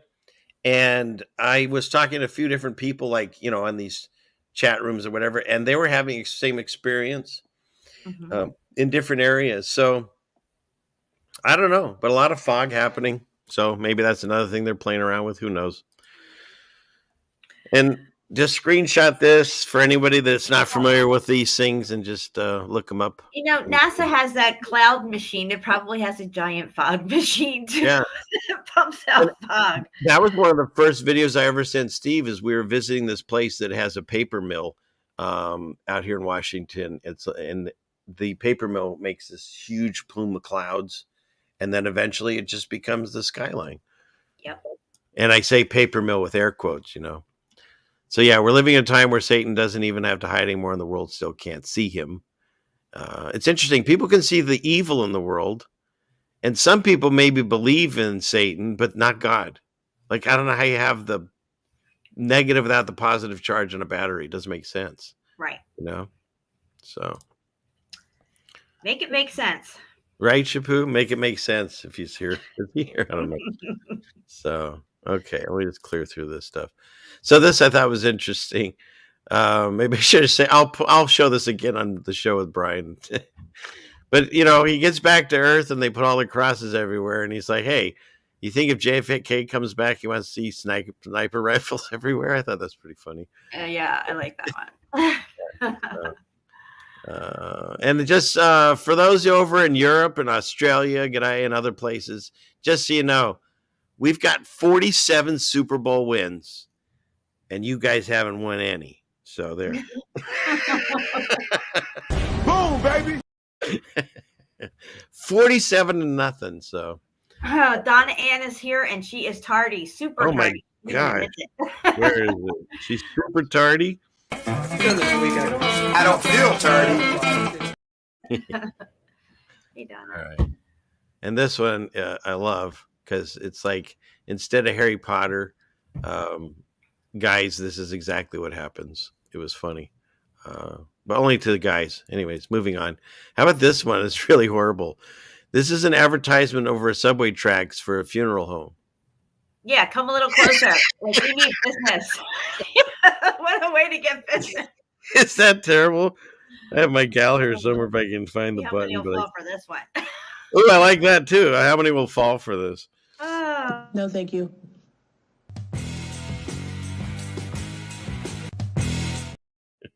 It's funny because there's not even really too much of a drop off there. Where What's I lived in Philly, there was like a drop, like you would fall like to the tracks. Yeah, this one doesn't look very far at all. I found it interesting too because when we were in Europe, there's no railings, there's no there's a track, and if you stand on it, you get killed. There's no sign saying "Don't step here." No, they just figure it out. Here in America, we have signs everywhere. Coffee is hot. You know what I mean? Yeah, when I used to go to medical school down in 34th and Market Street, I had to take the train, the L train from my area all the way to downtown. It was quite a long train ride. Sometimes trains would be delayed because of jumpers. Ah, yikes. I know. All right. Yeah. How about this? Beware of these two girls. They walk around in truck stop parking lots in different states and offer whatever. Well, while you have a good time with the blonde, the brunette steals your money and valuables from your truck. They robbed me 7 times. Call them lot lizards. Lot lizards. Yeah, I've heard of that saying before. My husband's a trucker. Lot lizards. So how about this? Sometimes the gravity's on, sometimes the gravity's off. Oh my God, that's too funny. Somebody forgot to turn the gravity on. Yeah. These are bad and these are good. Yes. And let's see. Let me get out of the screen share. Maybe save some of these for another show, possibly. How many more do I have there? Yeah. Let's see. We'll get those another time. Sure has nothing I'm missing. Okay. Oh, here. We can hit these really fast. Without discussing it, we'll just show them. Okay. Well, this one I thought was interesting because they're like, this robot created by Honda, but this has no creator. It's just an accident. Right. Primal soup, millions of years, and look where we are. It's pretty fascinating, And the fact that we can heal ourselves. I mean, maybe none of us can get to the state that Jesus was at least for now. But, you get a cut and you heal, and you get a bone broken and healed. Jesus says, everything I can do, you can do. Let thy mind's eye be single. Your body will be full of light. And when you're a light body, you can walk on water. You can heal the sick. You can heal yourself. It's just amazing. Boom, baby. Okay, now these we're not discussing, but look into this, people, if you haven't already. And you can screenshot this, but look into these things because it's shocking to me how many doses. And you can check these again. I'm not even going to talk about them, but I'm going to show them because they came from the correct 3-lettered websites. I'm going to have to dig out my kids' shot records. I know. Oh, I found mine. Yeah, I found I'm mine. dig them out and look at them. I had 4, and that was it. And one of them it said others, so God knows what that is. Now, it do you have that mark others. on your arm? That mark that they put on your No, arm? for some reason it didn't. I didn't get that either because I was born in 1970. I think they stopped at around 67 or 68 or something like that. Yeah, but yeah. So just sad what's going on. And then this is completely, I don't know how this got in here because it has nothing to do at all with the last things I was showing. I'm not sure why this is here. It's amazing to me. In an age of information, ignorance is a choice at this point. I don't understand why people do not do the research and better understand what they're getting into when they go this route. Right. And then here we go. So Biden Harris was sent by Guide Wide around a locus. And just so you know, on this channel, we don't take sides because they're both working for the same team. So you could throw in Trump and Pence were sent by Guide Wide around a locus. It doesn't matter. See? Yeah. This one or this one. I had a guy say something to me at Walmart. I forget how it came up. I said something about the prices, I think, going up or something. And then he's like, oh, yeah, well, I like Trump or something like that. And I was like, the red and the blue, they're two wings of the same bird. I don't even get messed up in all that stuff. And he just kind of looked at me like, huh? They don't get it. They don't get it. They don't get it. It's like my team versus your team. They're in that kind of mindset. Yeah, red or blue. They've had us fight since we were born, basically. This is just accidental. This is behind the scenes, right before I get ready for the show. That's Jeannie helping me with my stuff there. So, okay. Oh, that's funny. And you can find this still, but this one I thought was interesting because it's a 12-year-old girl, and she linked all of the presidents, everyone. Everyone. Oh, yeah, where's my guy? I'll find this one. He should get an award just for that scene. No kidding. Absolutely incredible. So that's the thing. Are we going to ever vote our way out of this? Come on, people, wake up. No, you can't have a choice. You have an illusion of choice. They're both on the same team. They're in a club and you ain't in it. Exactly. And that's the thing. It's like I used to talk to my dad about this when he was alive, God bless him. And I would say, it's like the movies. It's like good cop, bad cop. Like one time you have the bad cop in there and the other time you have the good cop, whoever you decide is a good cop. Because, as long as they keep people convinced that they're getting a choice and there's going to be some difference between the two. I mean, there's no difference between the two at all. No. As long as they can convince you that there is. Because they have more in common with each other than they'll ever have with us. They don't even. I talked about it when Mitt Romney was running for president, I think. He went to a grocery store for a photo op and he couldn't even figure out how the doors open. Like he was standing in the wrong place. They weren't opening. You know what irks me about Walmart? I went in there the other day. They got janky ass carts. Okay. Every cart that I grab is all janky and weird and thumping around and stuff. I'm like $1 billion corporation and they got janky ass carts here. I mean, I make sure everybody hears me too when I say it. What was that on Family Guy? It was like that. He used to say, what chaps my hide or something. So it pisses me off. It's like, can't just get a decent cart. I mean, you should be like one here or there. Now it's like all the carts. You got to sift through them to find one that isn't janky and weird as you're going down the aisles. And you can't hear it. It's going left. I'm trying to go right. It's just like the tire's going flat. The thing don't even have air. We need to talk to Sam Walton about this because this is. I hate you going through this. And just so you know, if you look these people up, I guarantee you, if not all, most of them have an IMDb page or whatever because they have all played acting roles, and this was just one other that they're playing. Yeah. So, anyways. Okay, I think that's all of those. Let me get out of that. It's the jack wagons. Right? It's a jack wagon free zone. Jack wagon free zone. Or the Black Eye Club. Yeah, I've heard about that too. That's a whole other show. Jack wagons on the crack wagons. And Friendella says her Walmart is the same.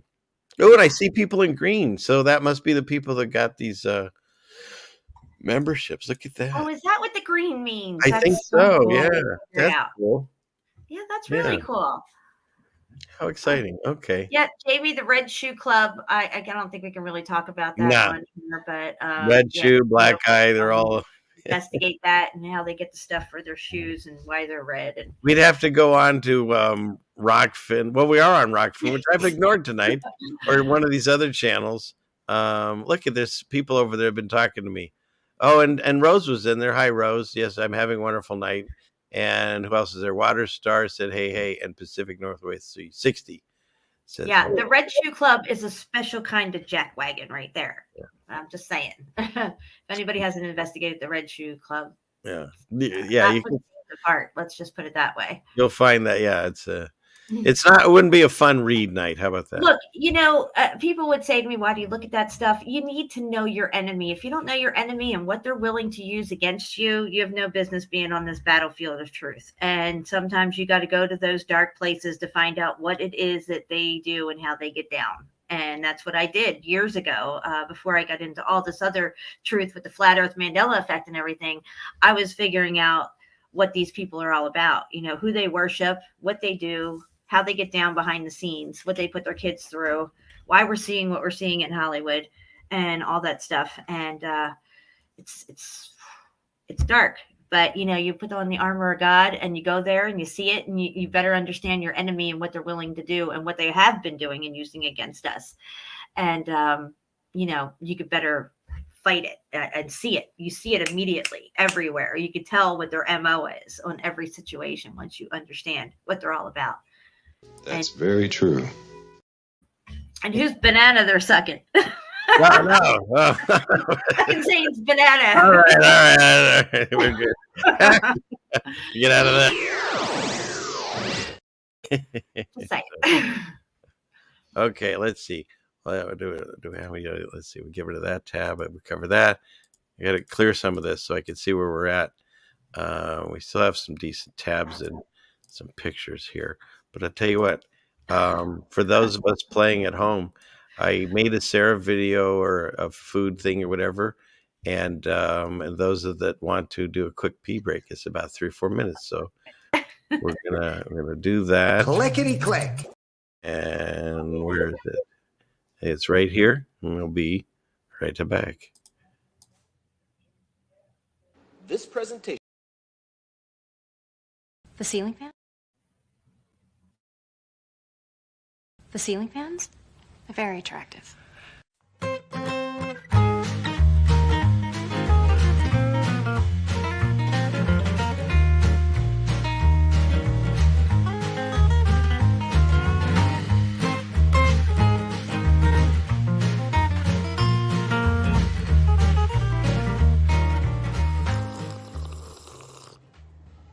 So one of our kids is sick.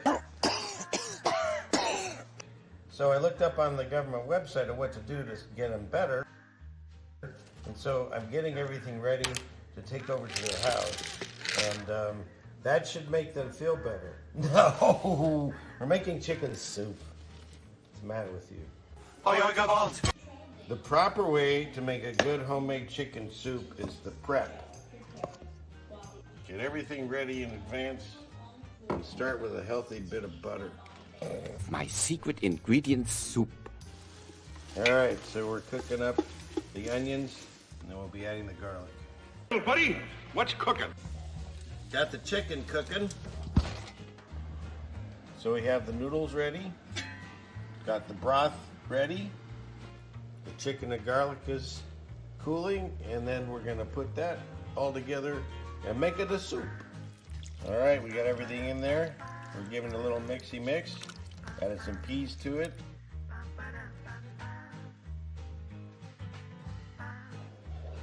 So this is medicine old-fashioned style. And this prescription comes with bread. The very next day. So if I knew you were coming, I'd have baked the cake. I decided to, the opener. Bake a cake. Loud noises! From my right. And I made homemade buttercream frosting. And I'm gonna put that on here. A little longer than a few minutes later. So there we go. Damn! Nummy, nummy, nummy. True. Yep. Yeah, that's true. Yeah.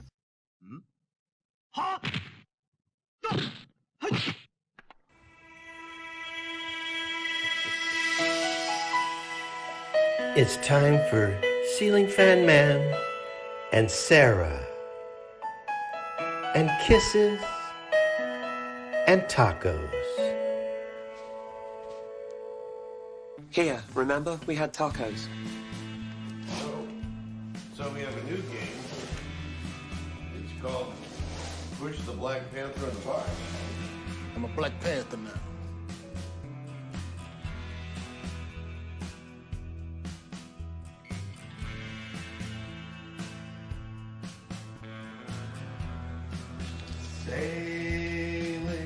Sailing away to where I go.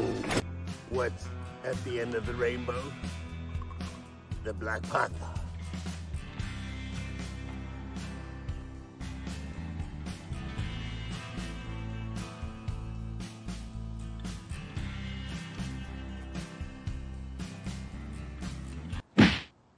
Satellite tracking continues.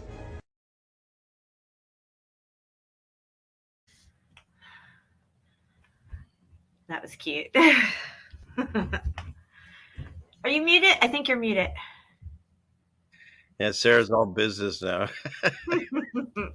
Yeah, she does. And she's up here sleeping, but at a place where no one can reach her. So you probably won't see her tonight unless she changes her mind. Is she over on one of those beams?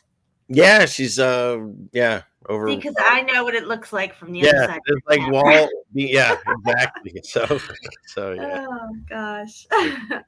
We had a lot of fun. When I went to visit CFM and Jeannie, we had a lot of fun. We did a crazy explore of Ape Cave. That was just unbelievable. That thing that you read about Ape Cave, where it said that we climbed over 27 piles of rubble. I don't even know how we did it. I mean, to put a number to it and then go back and think about it, it's like, holy crap. I just can't even believe we did that. Yeah. Look, we've discussed this. The three of us, even though the incredible shape that we're in, there was no way that after, let's just say we were up late and then we got up early and they told us no food or drink allowed. So we do this, I don't know how many hour hike over piles of rubble with no food, no water. Pitch black. That's all we had. I didn't even have a gimbal. I had that phone in my hand. Yeah. I don't know how the heck I filmed that whole thing. I don't know how you didn't drop it half a dozen times. Right? And the holes that you could have dropped them in, it just goes on for eternity. God knows where. Well, God knows, but we don't know how far down it went. We didn't break a leg or something. I have my little Pumas on. I don't even know. None of it makes any sense. It just an angel was watching. I would just picture God like watching us going, oh. Just when we thought we were at the end, we weren't. Yeah.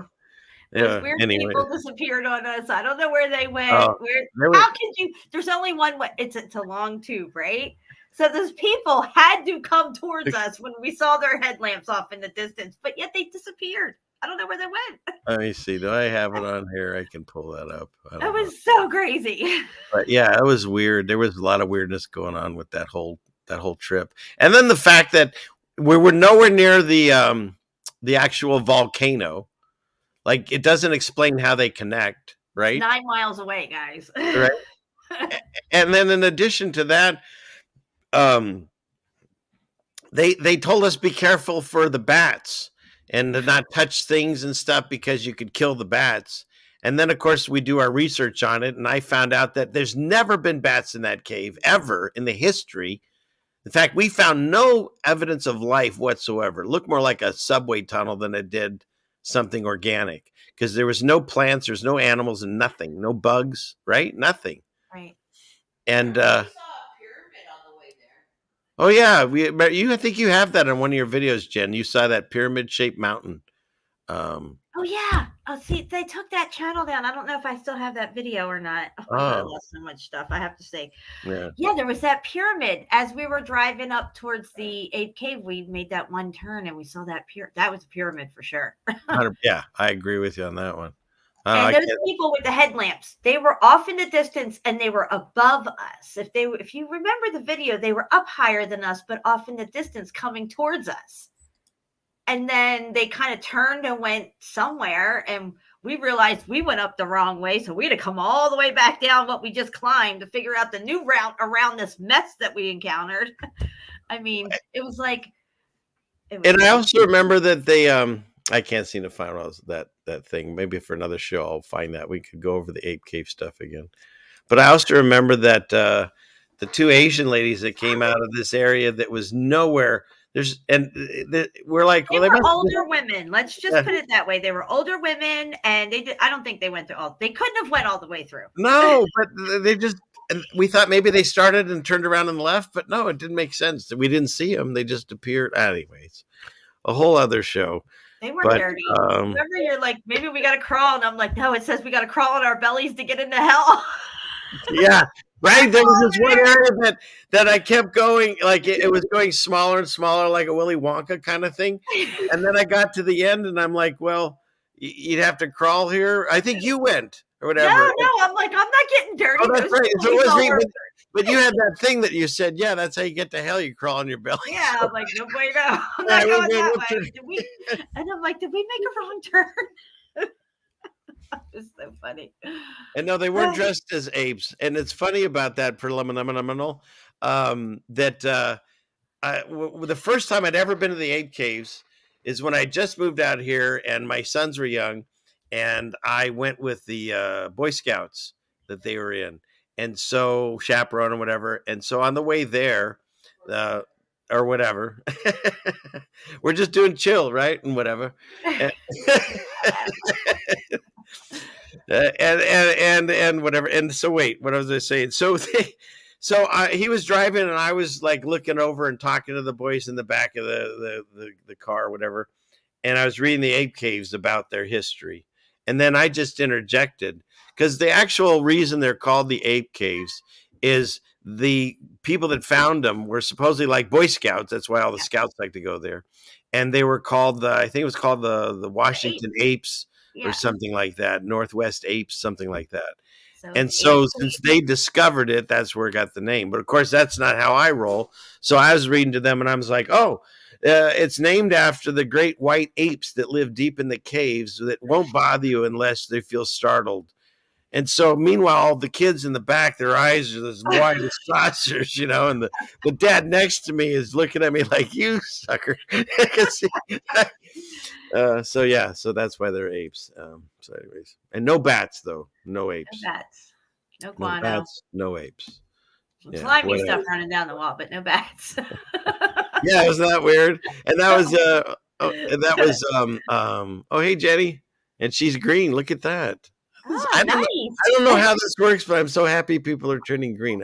This is exciting. This is the first night. It is. It's really cool. Yeah. Right. Yeah. I didn't. Yeah. So. Let's see, where was I? I don't know. Oh, Melanie it's Melanie's fault. Boots.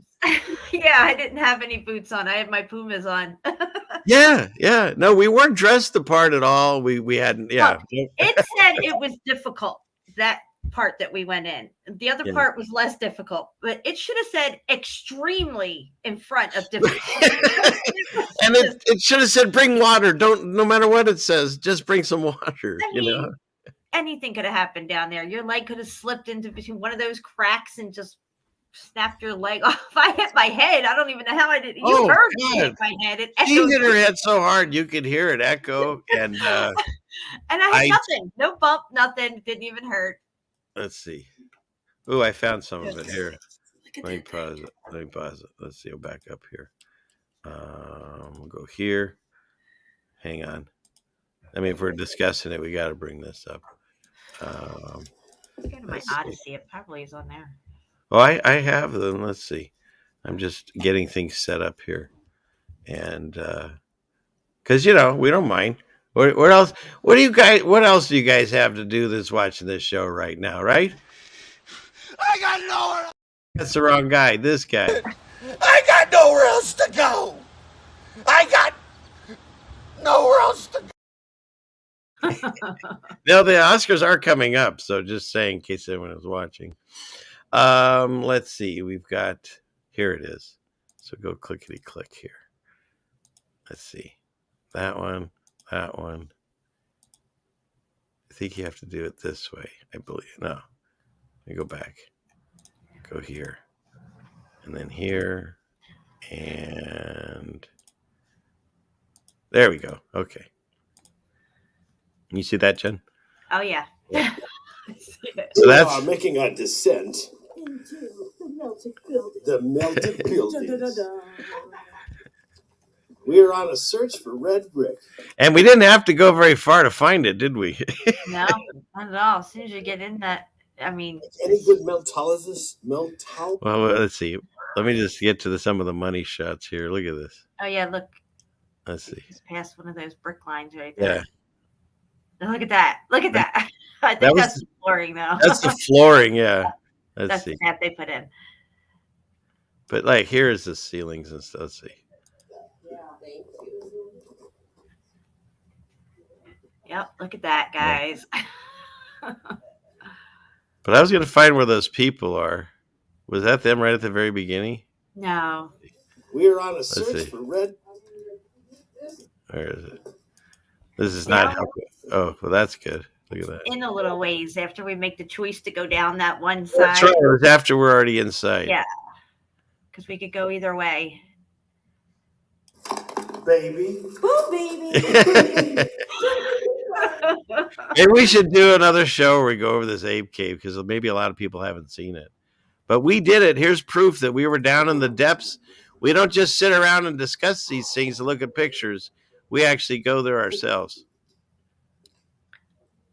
Isn't it like a mile long, a mile and a half long or something? Yeah. And it took 3.5 hours to get through it. Yeah, and they used to tell us that this was like bat guava, but it's not. There's no bats here. Where's that one wall? It was all yellow, and then you all touched it and then freaked out. I don't know, where is it? Yeah, this is it, I think. That's what schools are for. What did he say? Read it. I can't. Just look at how perfectly arched it is in that one part you just passed. It's perfectly arched. Oh, Juan's Ruth gets panic attacks watching this. Yeah, I think Jeannie does too. I just still can't believe we went over all that stuff. No. And that last freaking pile was the worst. And for people that don't know the history on the Ape Caves, they say this is a lava tube. And it's the first, one of the very few times in history that the lava flowed rather than making just a solid mass, that it slowly cooled from the top down and formed this tunnel, if you believe their story. And it was with super hot lava that normally doesn't ever come out. Yeah, super hot lava. That is you. There's no sign of the super hot lava flow, but there's chunks of boulders everywhere. Let's see. Let me get out of this one and see. There's another one because they're mixed up here. It's this one. Let's try this one. What's the name of this place? It's called Ape Cave. It's near Mount St. Helens. It's a lava tube called Ape Cave. Yeah, but don't go to Mount St. Helens looking for it because you won't find it. Because we You're didn't. not going to find Mount St. Helens anywhere near. No. I mean, we thought we were close to it at one point. We stopped off. I was so rude to that lady, right? She's all like trying to take money. Like it was a complete tourist trap. It was like, oh, it's 9 miles from here or something. I'm like, what the fuck are we even doing here? They have the most giant sign on the highway, Mount St. Helens View or whatever. And so, of course, we went there, and they had, like you say, they had this museum. They had a movie you could watch. They had a diorama. You could go down and walk around this 3D model they had and stuff. And I'm just like, where is the volcano? Yeah. So we like pay our tickets, and we're ready to like go. And then Jen says, "Hey, how far away is the volcano from here?" And they're like, "Oh, you." Not even close. It's like in the next state, you know. Like we get our money back. Yeah, she asked for money back, and we left because dang it, that was ridiculous. Oh, that was funny. So yeah, here, let's see. I think this was the beginning, and that's where we saw. Where is it? This pyramid. I think. Oh, yeah. There it is. Yes. Look at that. Yes, you got it. I could get it to you. Don't worry. Wow. Look at that. That's on the way there. And, you know, driving with. Turn that corner and go up to it a little bit. If you let it run, I think we. Too much for me to take. That is crazy. Look at that thing. I'm always singing. If you're with me, I'm always singing. Oh, here's the turn. He's got a very good singing voice in person. Thank you. We got to get you in the. Look at this thing, guys. In the studio. Look at that. Just missing its capstone, it looks like. Yeah, like the elf. I mean, right there, you can see the, as you say, the layers of it. Let's see. Yeah. Look at that. Look at that. That's a pyramid all day, every day of the week. Right? I mean, you can see it down here. Dig, yeah. dig, dig, dig, dig. Dig, dig, dig, dig, dig. Or if you don't want to think that that's a melted building, then 52 million years went by after the magma from the center earth of the ball blew through and created this lava mountain, and then 52 million years, and that's what you have left. Yeah. That's your choice. All the sedimentary layers around it to form this perfect pyramid. Correct. Yeah. So just saying, you get two choices. Unless you want to come up with your own new theory, maybe there's a flat earth theory that combines the best of both worlds. Like, I don't know. How do you have a flat earth theory with no God in it? That's another interesting one. So here we go. Let's see. I mean, these are the piles that we're walking on. We had no business doing this. I convinced everyone it was easy, but I found out later that I did the other one, I think, with the kids. But I do remember you went to the easy one with the kids. You said I take it back. We did them both because I remember the rope in this one. But you don't remember all these piles of rubble climbing over it. You said you must have blocked it out or something. I think I did. I think it was traumatic. It was so traumatic. And someone's trying to sneak by me. Oh, and I didn't get her, the Black Panther. Never mind. She's too fast. There's no way we could have missed a turn. Because trust us, none of us wanted to go back after this point. Because the piles behind us, we knew how big they were. We were hoping it would be smaller piles in front of us. Yeah. Wow, how are we going to get over that? And that was said how many times, probably? I was just like, okay, I think it's going to be clear in front of us. You take 2 steps and there's a whole nother wall of rubble in front of you. So, and then this was terrible. So the whole place is completely dark. And then you get to this section, and I think Jeannie was even going fast here because she's like, wait, we found the opening. Right? Because so many times you see light coming at you, and it's just your own light reflecting back. Yeah. And then is this the opening? There's an area where the actual the sky broke just pause through. it there, though. Just look at what we're showing you here. Does this look like a lava flow to you guys? What you're seeing on the ground here? It looks like a construction site, right? Yeah, gone wrong or something. Right? Here, let me kill the audio on these. Yeah, guys. the air was okay in the cave. It wasn't musty or nothing. No.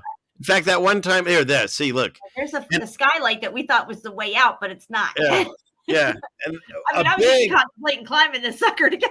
We did, didn't we? And then we decided that we'd all die. So, yeah. And at this point, I don't know, I'd estimate maybe we're at least 2/3 of the way in. Yeah. So there's no going back. No. So regardless of how much longer and how many big piles you have to climb, you're going to keep going. I mean, your only other choice is just sit down and die and let them carry the bones out, right? There's nobody coming to help you. There's no light. There's nothing. Yeah. So, but it looks like a construction site. And this is the only place that I saw any kind of vegetation or any kind of life whatsoever.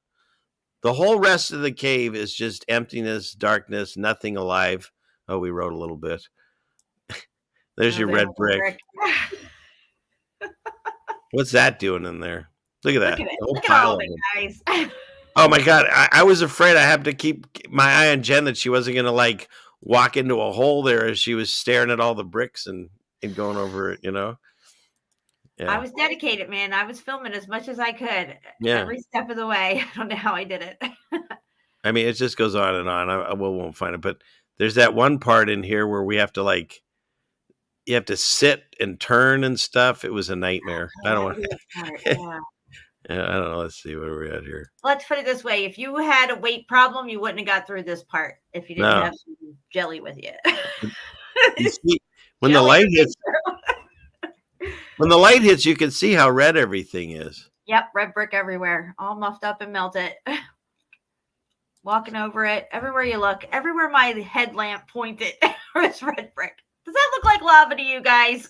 Look at this. Yeah, there's no lava holes and stuff. So, all right. Enough reminiscing. Let's see. Let's get out of this. But that's fun. Maybe we'll do another show on the Ape Caves. I have something to show real quick. Yes, go for it. Fast. I won't even share volume with it. Yeah, we had a blast. We did. Yeah. And it was quite an adventure.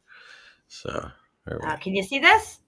Yes, pyramids of Cestius, Rome. Cestius. That's what I said. It's been X-factored, yes. This is the pyramid in Rome that nobody really talks about. It's right in the middle of Rome. And it's definitely X-factored.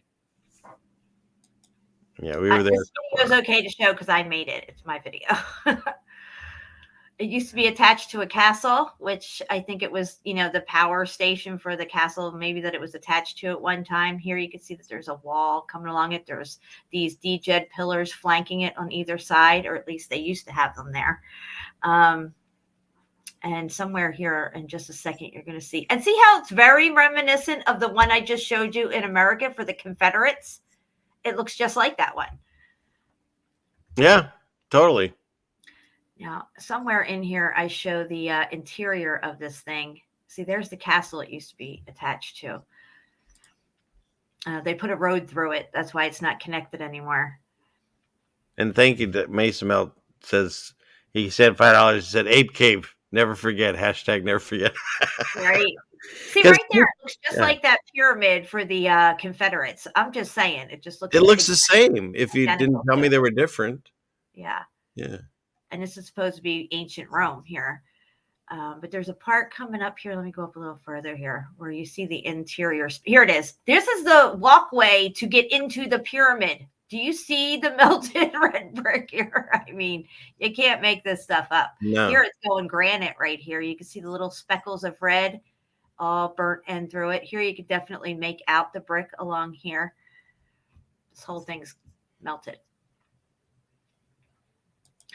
So yeah, that's the pyramid in Rome, Cestius Pyramid.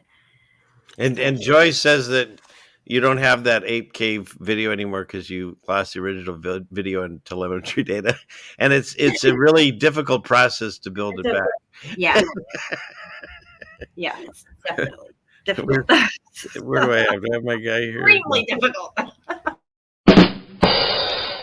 There we go. Okay, all right. And Billy Brew apparently just arrived. Oh. I see here. I don't feel dirty. A lot of late people tonight. So yes, welcome, Billy. Okay. Or do I call you Mr. Brew? Either way. Okay. Oh, and look at which number is Rethink is here. Good to see you, Rethink. He had a comment he did on my channel, and it said "We think 75," and I'm like, "Wow, have you already gotten banned for 74 times?" Yeah, it's this brilliant way of saying funny things and then pushing it too far, and then everyone gets mad at him. Yeah.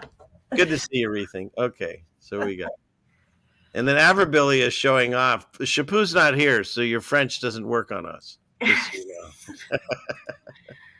Okay, what do we have? Let's see. We'll get rid of that. Covered that. Let me clear the last few tabs here. Okay, we'll go back up here. And then just let me know how you're doing, Jen, on time. I'll keep going. Good. As long as you and the audience are here, I'll keep going. We'll marathon this. Okay. This one. So again, like I said, the lies, they want to connect them all to make sure you have millions of years of sedimentary layers and tectonic plates and dinosaurs and everything that doesn't include the existence of God's story, where it wasn't taking that long to create everything.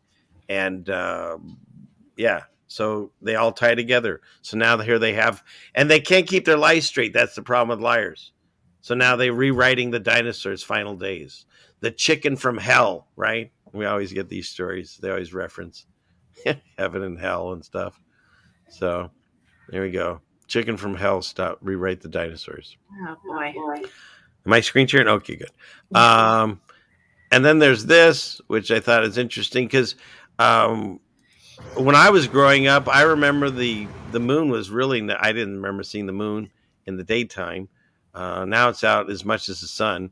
And here this guy's on a plane and he captures them both, which I find interesting if we live on a ball because you're not supposed to be able to see the curve, right? Right. But I guess you could say it's a certain time of year and a certain time of night or day and whatever and season, and maybe they're closer. But still, to me, they look very similar in the sky and similar in size, like they're talked about in the Bible, rather than science. That says this one's 93 million miles away, and even though we see the rays of the sun in whatever they call that, not parallel, they tell us they're supposed to be parallel. So there's that. Oh, but you know what that means? If I'm going to cover that, there's people upset if I don't do this. Where is he? Here it is. No, that's not it. Here we go.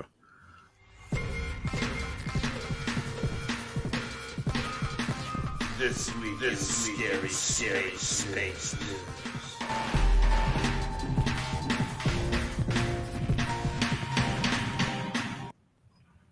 Okay, and yes, I saw Jamie. I missed the yellow sun too. That was a weird one too. That it's all white. Yeah, the yellow sun. Yep. In fact, if you look at my videos, Jamie, if you haven't seen it, like one of the first videos I think I put on my channel, I filmed two suns from the plane, so it's still up there. It's interesting. Okay, Japan. Did you see this, Jen? They landed a craft on the moon. Only they landed it upside down. Oh, that sucks. Now, since we know this is all fakery, what is the point of making Japan look bad by making theirs land upside down? Do we just control everything with that? And you're like, no, if you're going to land there before the U.S., you have to land yours upside down. You know what I mean? Like, why? Yeah. And now apparently it's going into the dark side of the moon for 2 weeks, and it might not. They might not get any more pictures out of it. So. Anyway, sorry, Japan. That's the best they could do. I think they write it itself, but that's as much as you get out of it.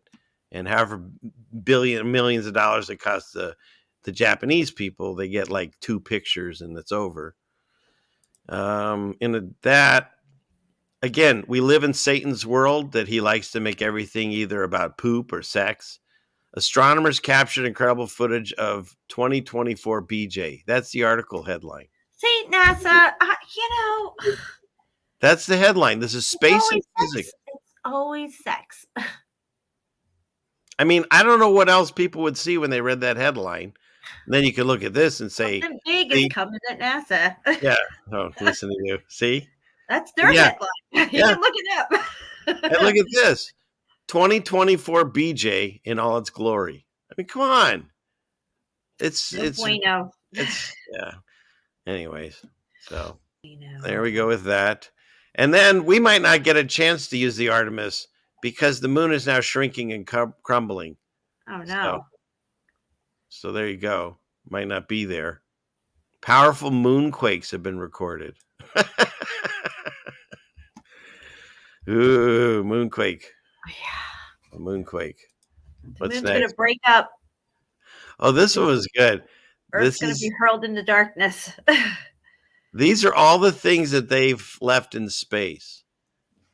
Isn't this great, Jen? Look at this. Let me make this larger here. Can you see that? Here we go. What is it? A helicopter? Yeah, the Mars helicopter. That thing's going to is dead in space or whatever, right? But this is the Vanguard 1. This preceded my Mariners. That looks like a Sputnik or something. Doesn't it? They took the whole Sputnik and just did that. This is the Trios 1 with a lot of round solar panels. I don't even know what's going on. And what I find interesting too is this guy sweated on the top of his shirt, not just under his arm. Like it's all, it's kind of, but yeah. So here we go. And I don't know oh no, I don't want your thing, Gizmo. Okay, what's next? Where's the next slide? Here we go. This is the Luna 1. It looks like in something you put on your head, to like. Right? Is that some? Yeah. So I want to know where that car's at. Where's that car traveling to now? Where, like, what? Well, if you heard my song, have you heard the Elon song? It's flying to the sun. That's where it's heading. They're going to crash it into the sun. Yeah. Oh my gosh! It's on its way there, I believe. Yeah. For those of you playing along, there's an amazing song rendition I did called Elon on my channel. Check it out. Okay, then you've got the Pioneer 4. This is the Telstar 1. This is the AK Early Bird, the Instelsat 1. Here we go. Now we're getting close. See, this is where my Mariner 9 came out of these guys. This is the Mariner 4. Now they're starting to look like ceiling fans, which is just fantastic. The Saturn V rocket. This I thought was interesting. I didn't know this. Did you know they left a gold olive branch on the moon? No way. Why didn't they just leave a gold olive leaf on the moon? You wonder, right? Because for those of you playing along, that has been magically Mandela affected in the Bible, that the dove that comes back from the boat, which first is a raven now, and then a dove. They never tell you what happens to the raven. He just never is talked about again. But the dove comes back on the second or third time with only a single olive leaf. So why the entire world, where's my guy? Everyone remembers it as an olive branch. That's why when you want to give peace to someone, you don't bring them a leaf. Everyone brings the, I can't find him. Everyone brings a branch, including the astronauts on the moon. So they got it wrong. I thought that was really wild. And then what else is this? Eagles. That's just hilarious. If you ever watch that video. What is this? The Venera 7? Sounds like a disease. Comes out of the CCP. And they have a TV antenna on it. That's cool. Okay. And then what is this? Oh, there's 2 golf balls and a javelin on the moon. Because that's what you do when you go up there, right? And this one, I love that. Throwing javelins on the moon. The astronauts, apparently. They also left their crap in bags. But more importantly, this photo, whatever image, no blast crater here. Why? How come nothing was disturbed as this thing came down with all its rockets firing? No dust in any of these things. They're perfectly clean. I think their prop people need to be fired. Somebody's getting fired. Oh, I can find him. Where is she? Here she is. Get fired over this, right? Nice. Okay. And then what is this? Oh, this was if Tommy, I don't know. Did Tommy tell the time? Does he show up in here? If not, Tom. Well, Melanie calls him Tommy tell the time because he's the 420 guy. And if you don't already have one of these, Tommy, you need to up your game.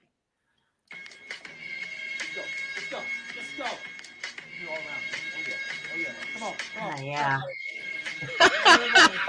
Digging that. What's this? Nice. Now that's a fog machine right there. Right? Apparently, everyone in the room is still high to this day. Just saying.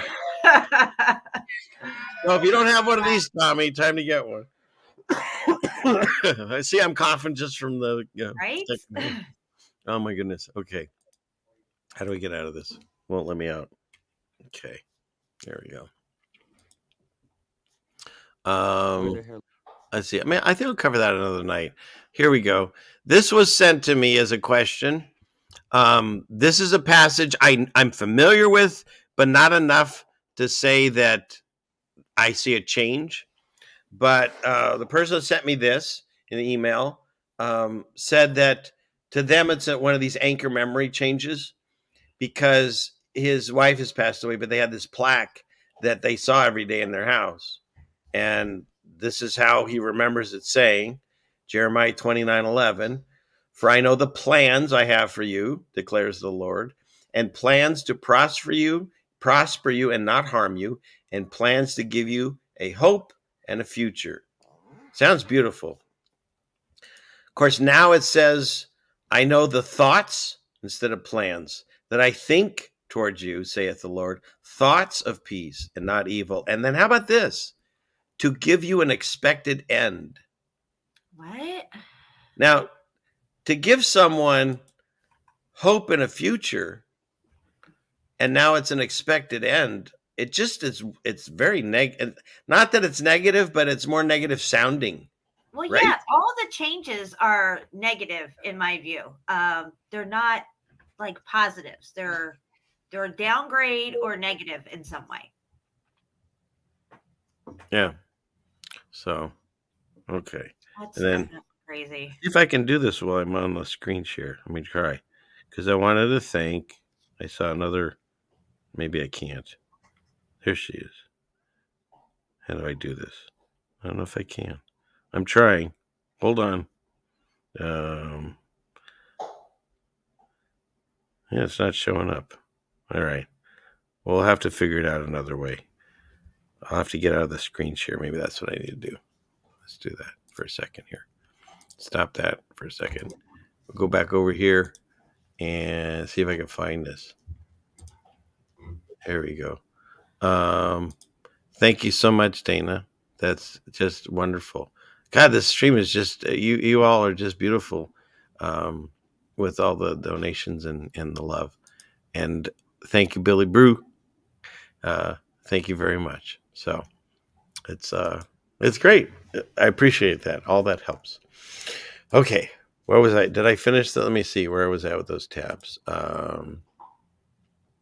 Well, you know what? Let me bring this up real fast here because I keep forgetting. I keep knocking this one off and not discussing it.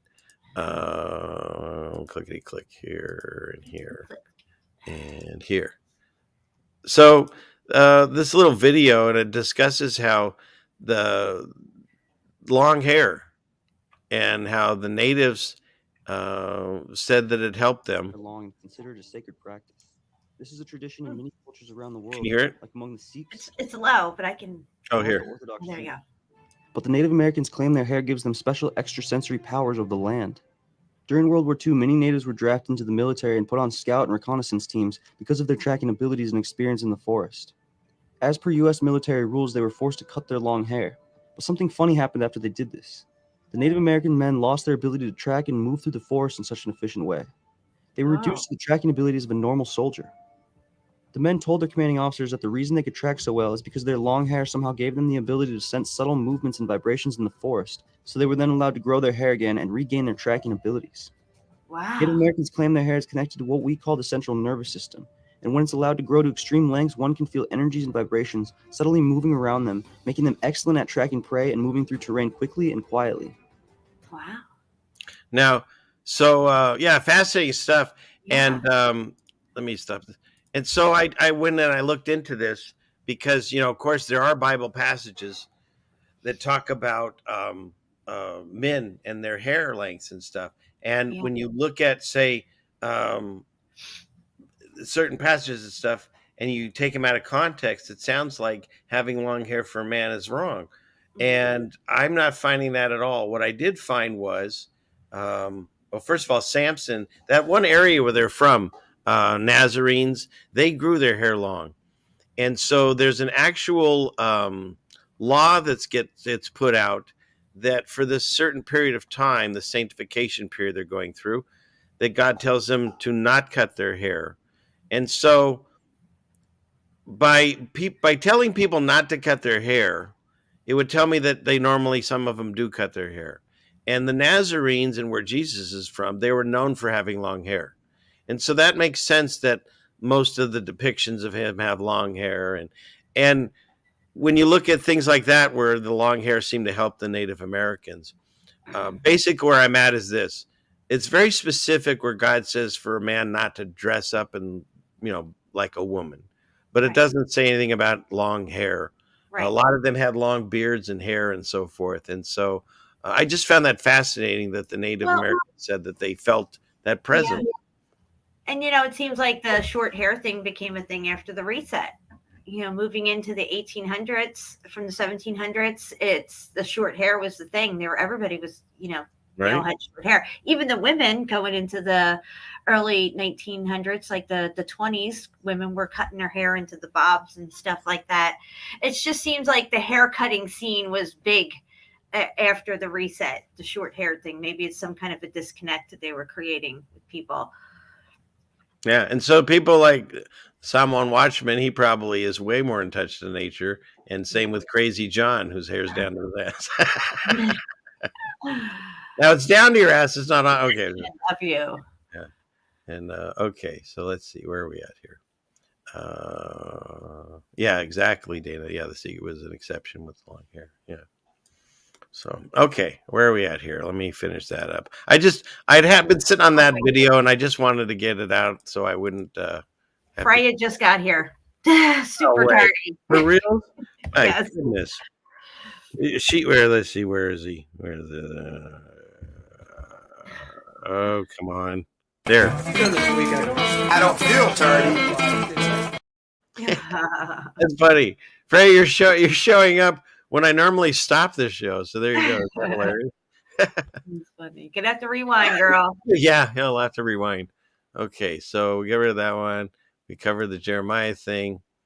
And I thought this was interesting. I talked about it, but just to bring it up again, the golden rule, which, the whole thing that it even says here in this article is the golden rule.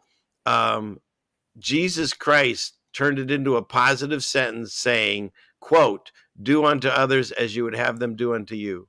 And I defy you to find that in the KJV now, because he doesn't say anything close to that. So that's a weird one. That, again, you have to deny it. I don't know how you are. And if we needed one more, what's that? It's a sign of the exciting times that we're in. It's 100%. It become at first I was, a little nervous about what was happening, when the Mandela effect first started, trying to figure it all out and everything like that. But as I've moved through this journey of truth, where I'm at now is I'm just super excited about the whole thing. Right? Yeah.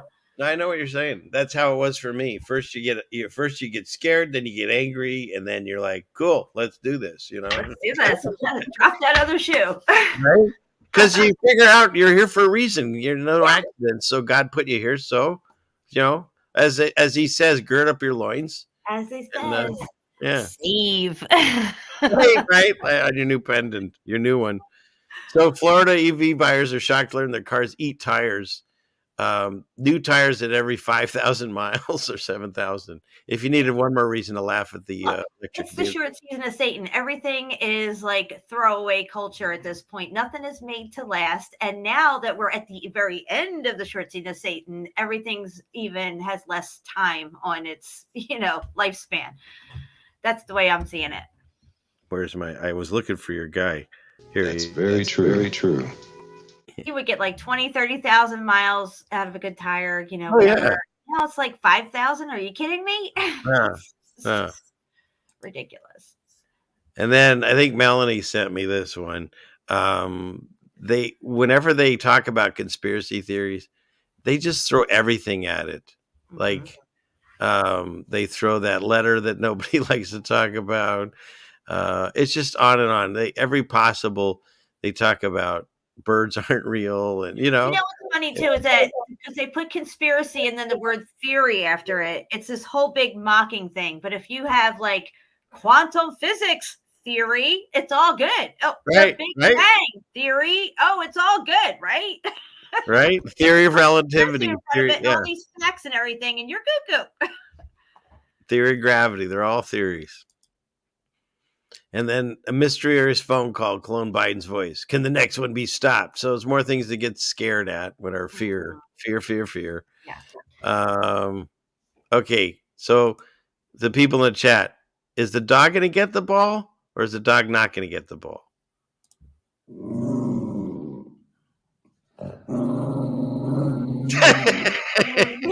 I don't think the dog's going to get the ball. Definitely not. Dude, my dogs wouldn't even walk past my cat. Like that. They would just like cower and walk around like the other way around the chair.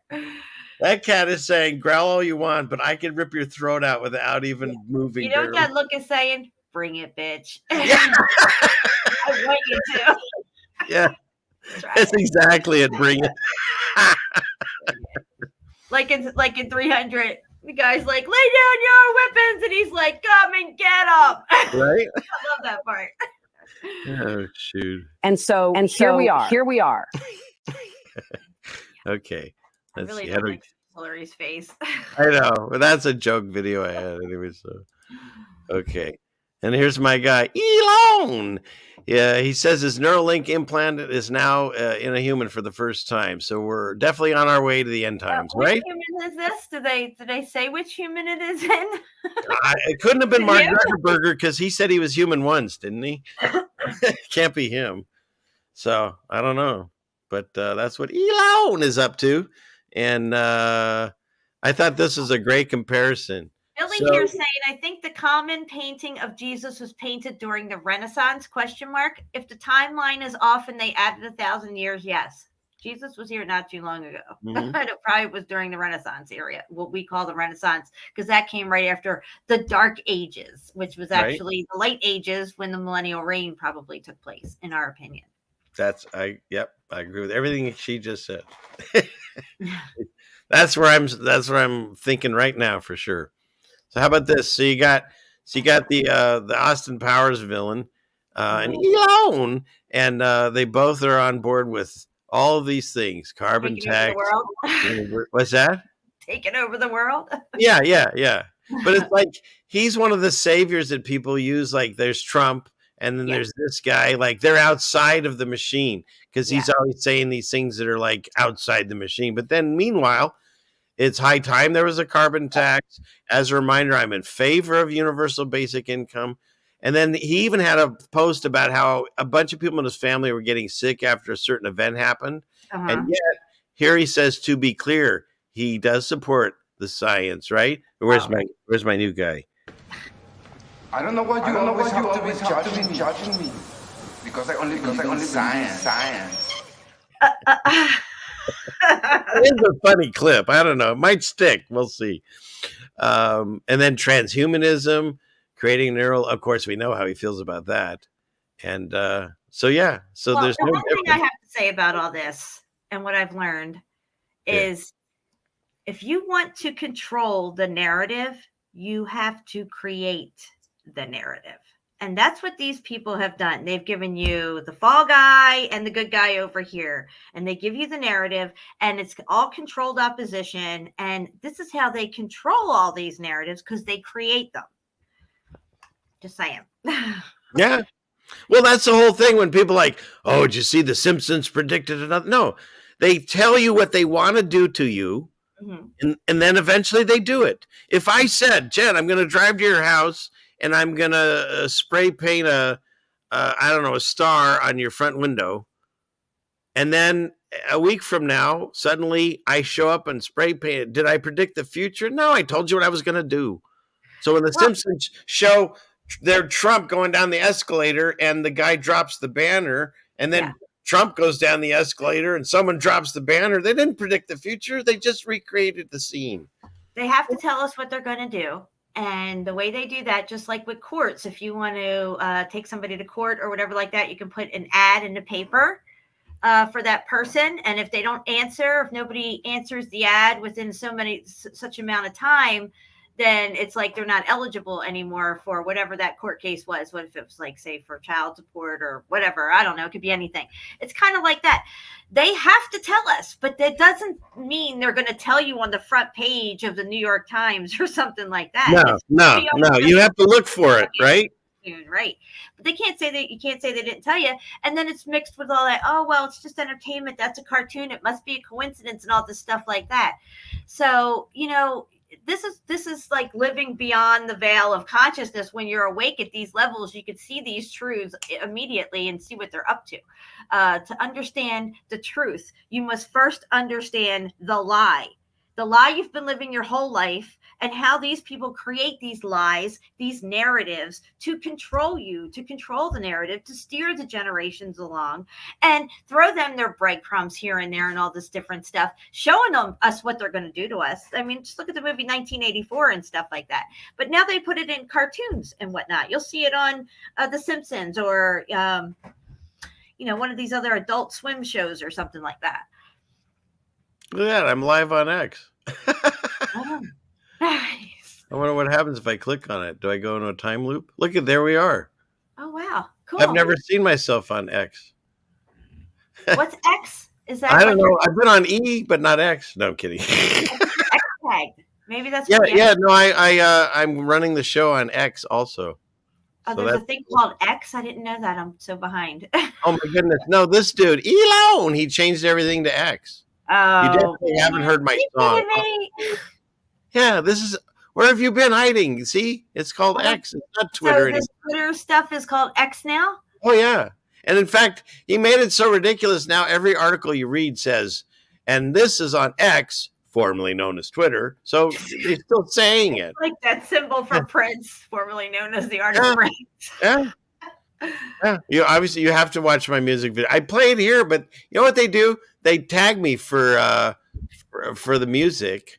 And so I lose all the revenue. I go to Elton John, forget it. So I have to go listen to another. Maybe I'll do a stream where I'll just play a bunch of my videos and music videos. Maybe we'll see. I've never been on Twitter. Like I've never had a Twitter account or Instagram. Well, I do have an Instagram. You're on it right now.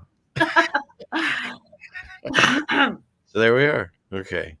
Oh, where is it? Like I didn't even know what IG meant for a while. Everybody's like, "Oh, hit me on IG this." I'm like, "What's all this IG stuff?" Yeah. Well, I knew Instagram, but I didn't know they were calling it IG. Well, you're on Twitter. See, here we are. And so here we are. Here we are. Gosh. Okay. The fact that woman is not in jail should tell everybody something about the world we live in. Right? Okay.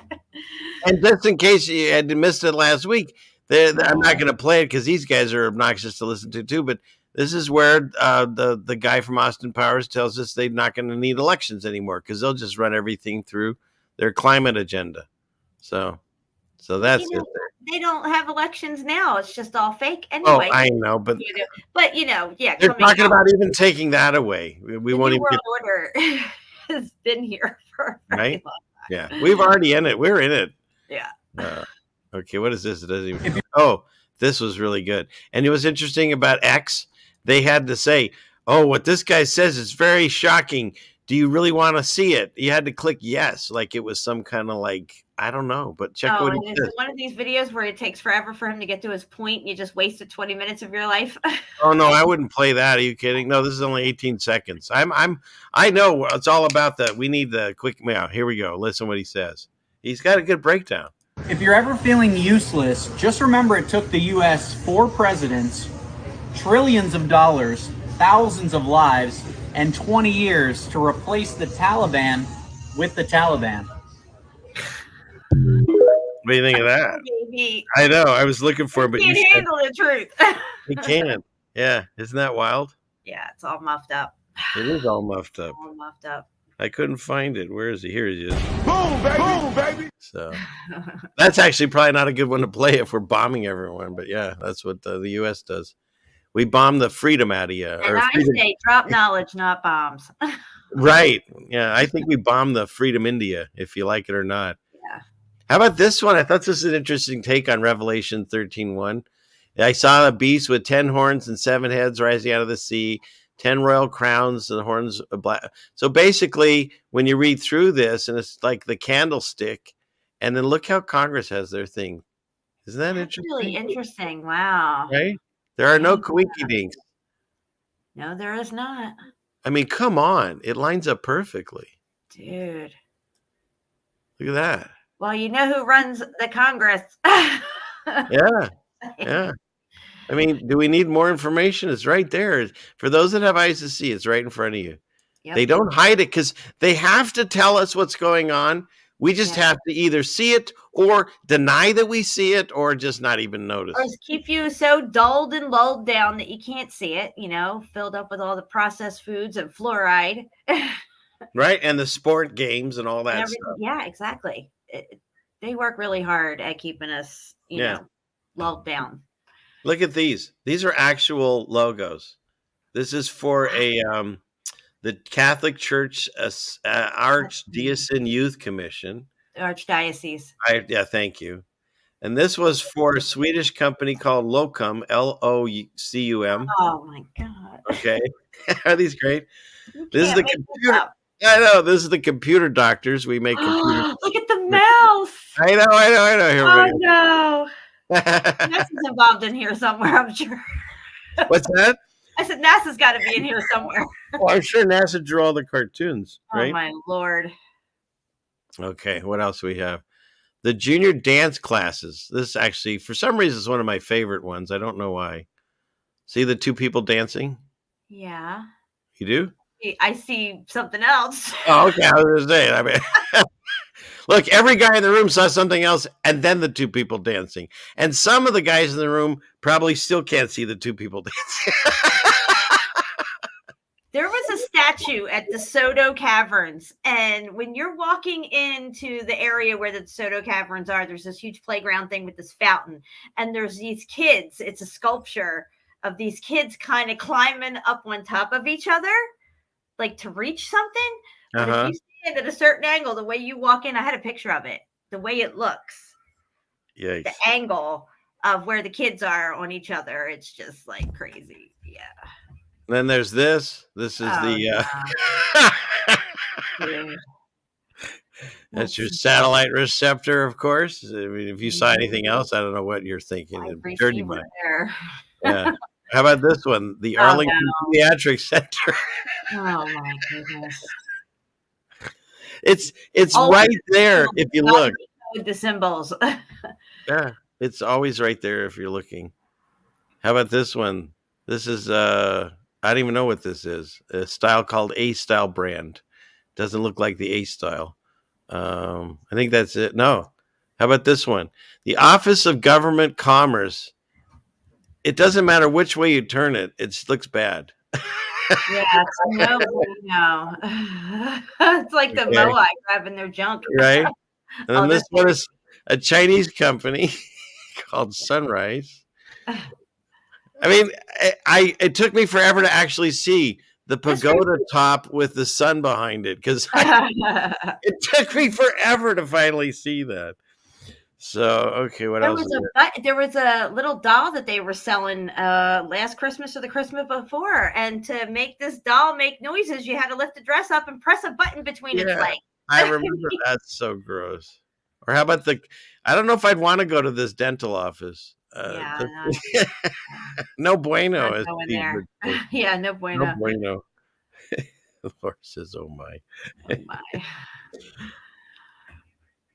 Catware. Oh, God. And I have a cat. This is disgusting.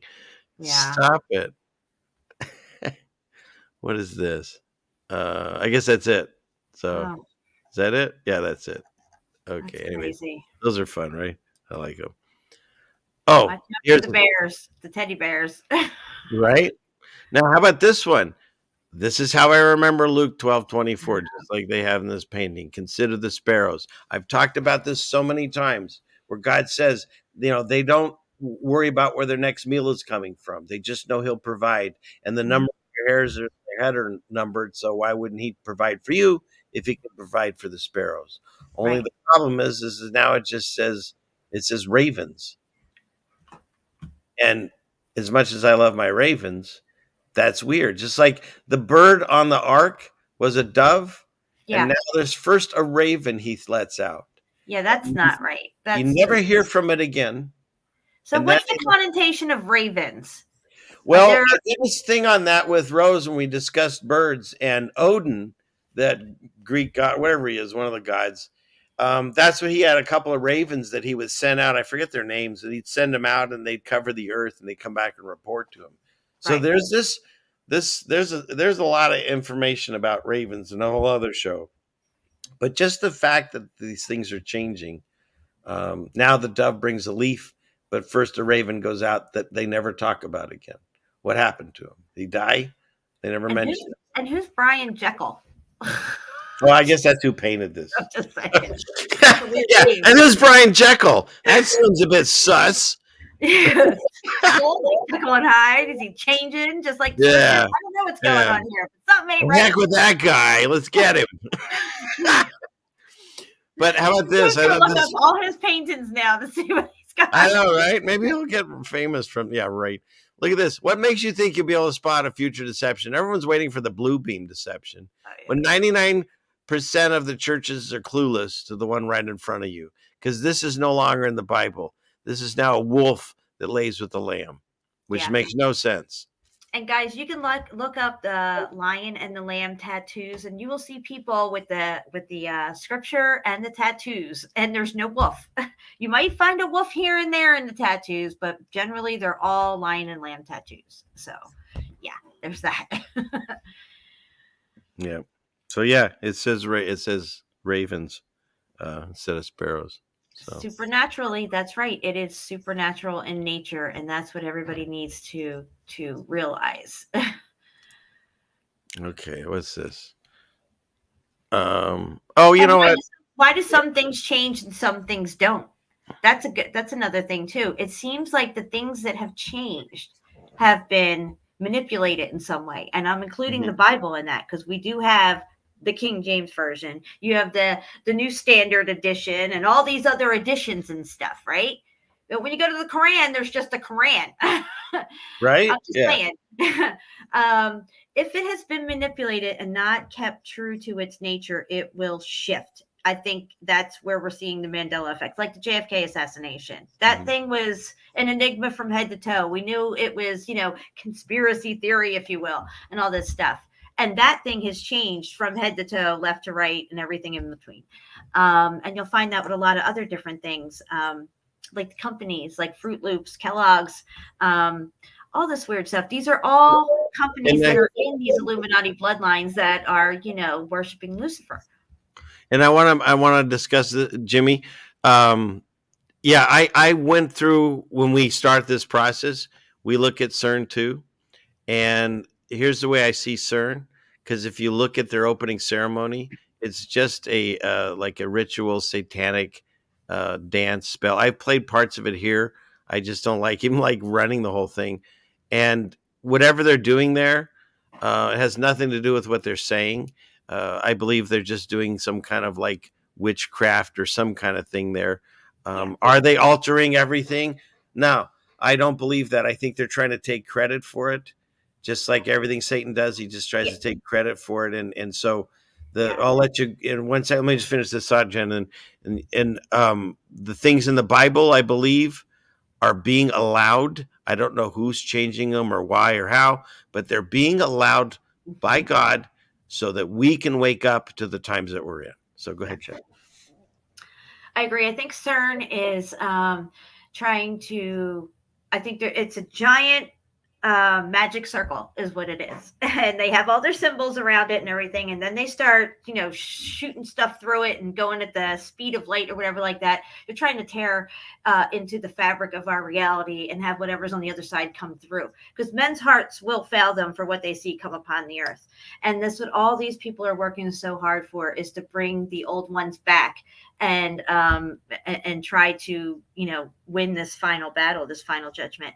I think that they're giving credit to CERN for the Mandela effect, because like CFM just said, this is an act of God. This is being allowed to happen. And everything that has been hidden from us, that has been laid over us as a lie that we perceive as real, it's all coming like the Bible. Okay. Everybody's like, oh, the Bible, we can trust King James. This is the only one and all this stuff like that. Well, we're starting to see that, King James did a lot of manipulating and stuff and left a lot of stuff out.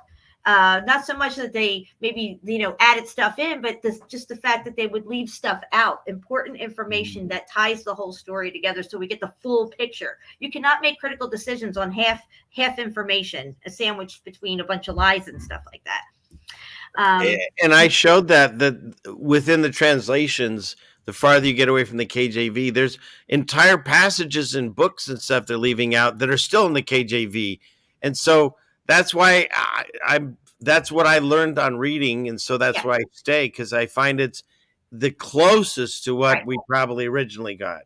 Right. And I'm not saying there's anything wrong with that. I'm saying, like, critically thinking this out, why would the King James be changing if it's so close to the Word of God? It's so close, but it's not all the way there because it was manipulated. We got King James version of the Bible. It's correct. His version, what he wanted in there for whatever reasons that is. He thought, maybe we'll just give them this much. If they don't have all this information, then they will only go so far in this thought and stay right here where we want them, and we can still control them. Because if you get all the information and you find out the whole thing, they cannot overlay space over us and all this stuff like that. The book of Enoch even describes exactly how it all works and what's going on with this everything. Even though in Genesis it says that God created the firmament and put the sun and the moon and the stars within the firmament, it seems like everybody forgot that verse, and it's not really talked about anywhere else throughout the Bible. Yeah. You know what I mean? So I think that we're at a time where all the pieces are going back in the box. It's kind of like Cinderella. Okay. At the end, everything turns back. Like carriage was a pumpkin. Well, it turns back into a pumpkin, it's when the clock strikes 12. And that's what we're seeing happen here, I think, in my opinion. And then here's a question. So a mention, and I remember this. I didn't do it, but people were taking their brooms and they were standing up on the specific day. That's actually that's something that I had tried years ago when I worked at Cracker Barrel. Somebody was trying to get me with that joke. If you take your broom and you go like this with it on a flat surface and just hold it there and let go real gently, that broom will stand there on its own. It's pretty crazy. So if that'll happen regardless, again, like Jamie's saying, it was a ritual. They wanted to see if everyone would perform. They got me when I had my business. Someone did that ice bucket challenge thing for me. Yeah. And so if you dumped ice water on your head, you donate money to, I think it was ASL or something it was. Yeah. And then you had to ask someone else to do it. And they got me with that one because I thought I was doing a good thing and helping. But, and I was, obviously, when you give money to a thing and you do it out of your, the reason, then it doesn't matter what they use it for. It's you did it the way God knows what's in your heart. And so they got me with that where I was part of that one. Isn't that wild how they do that? Yeah. Yeah. Well, they put it all over the news and on TV and commercials and ads. Mostly social media. That's like the Facebook. Everybody pumped up about, everybody wants to feel it like they're doing something like community and stuff. They know that is inherent within us and they use it against us, unfortunately. I think humanity is inherently good and inherently wants love and peace on earth. We have just, Patty, we've been hoodwinked. We've been cast upon with spells since the last reset. Every thought along the way that we have during the course of the day through all these generations has been controlled and false. They've given us these narratives that control ourselves. They create the narrative. This is how they can control us because they create the narrative to control the narratives, which in turn control us and our thought processes and how we look at the past, the present, and the future, and where we're at in time and what we're even living on. I mean, it's really important to know where you're living. Where's your house at? You know how to get there. You know how to get back. You know what surrounds your house. Whatever. We didn't even know that. And you come to find out, we don't know nothing. Everything thought is wrong. If you don't know where you are, then you can't perform anything because you're lost completely. But and then it's so nice to see you. I haven't seen you in a while, but is Scripture now a work of man's pride? Excuse me. If it's spiritual changes, there has to be a spiritual answer. So, first of all, the Word of God, it's Jesus. I mean, in the beginning, there's God and the Word. Mm-hmm. And I believe Jesus at that point was, what he says, the Word of God. Mm-hmm. So that's what Jesus is in spirit form. And God spoke everything to existence. And so this entire plane, earth, whatever we live on, I believe that's how God used him at that point. He wasn't Jesus, of course, at that point. Yeah. But eventually, he then has to take him a part of God in the human form to come down here and experience what we experience, to live and die for us so he could save us. And so the books that we have, the Bible, the basic instruction before leaving earth, they didn't have it in those days, in the days of the Bible. They didn't have the Bible. They No, were there was very few experiencing it. Bibles, and it was all, but basically, we take it advantage, take it for granted that we have so many Bibles around us and stuff, and they're so easily.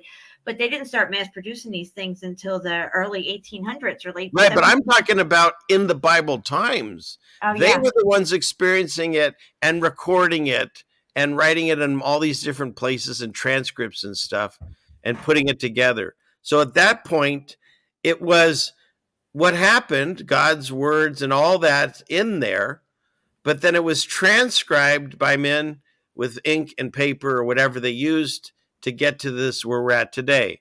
So can the word of God change? No. Can God change? No. Can the written words in this book be manipulated?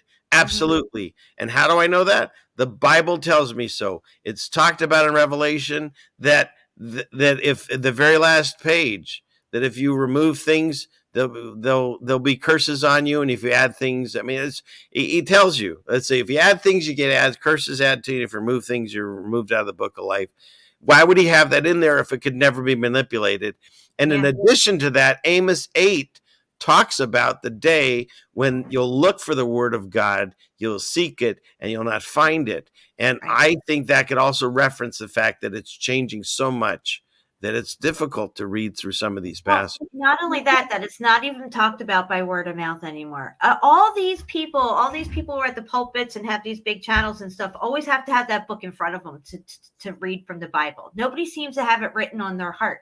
When there's no more paper left, we're going to have to pass down these these stories to our children, right? Now, this is what the Indians did. They didn't, the indigenous people here in America, that's what I mean.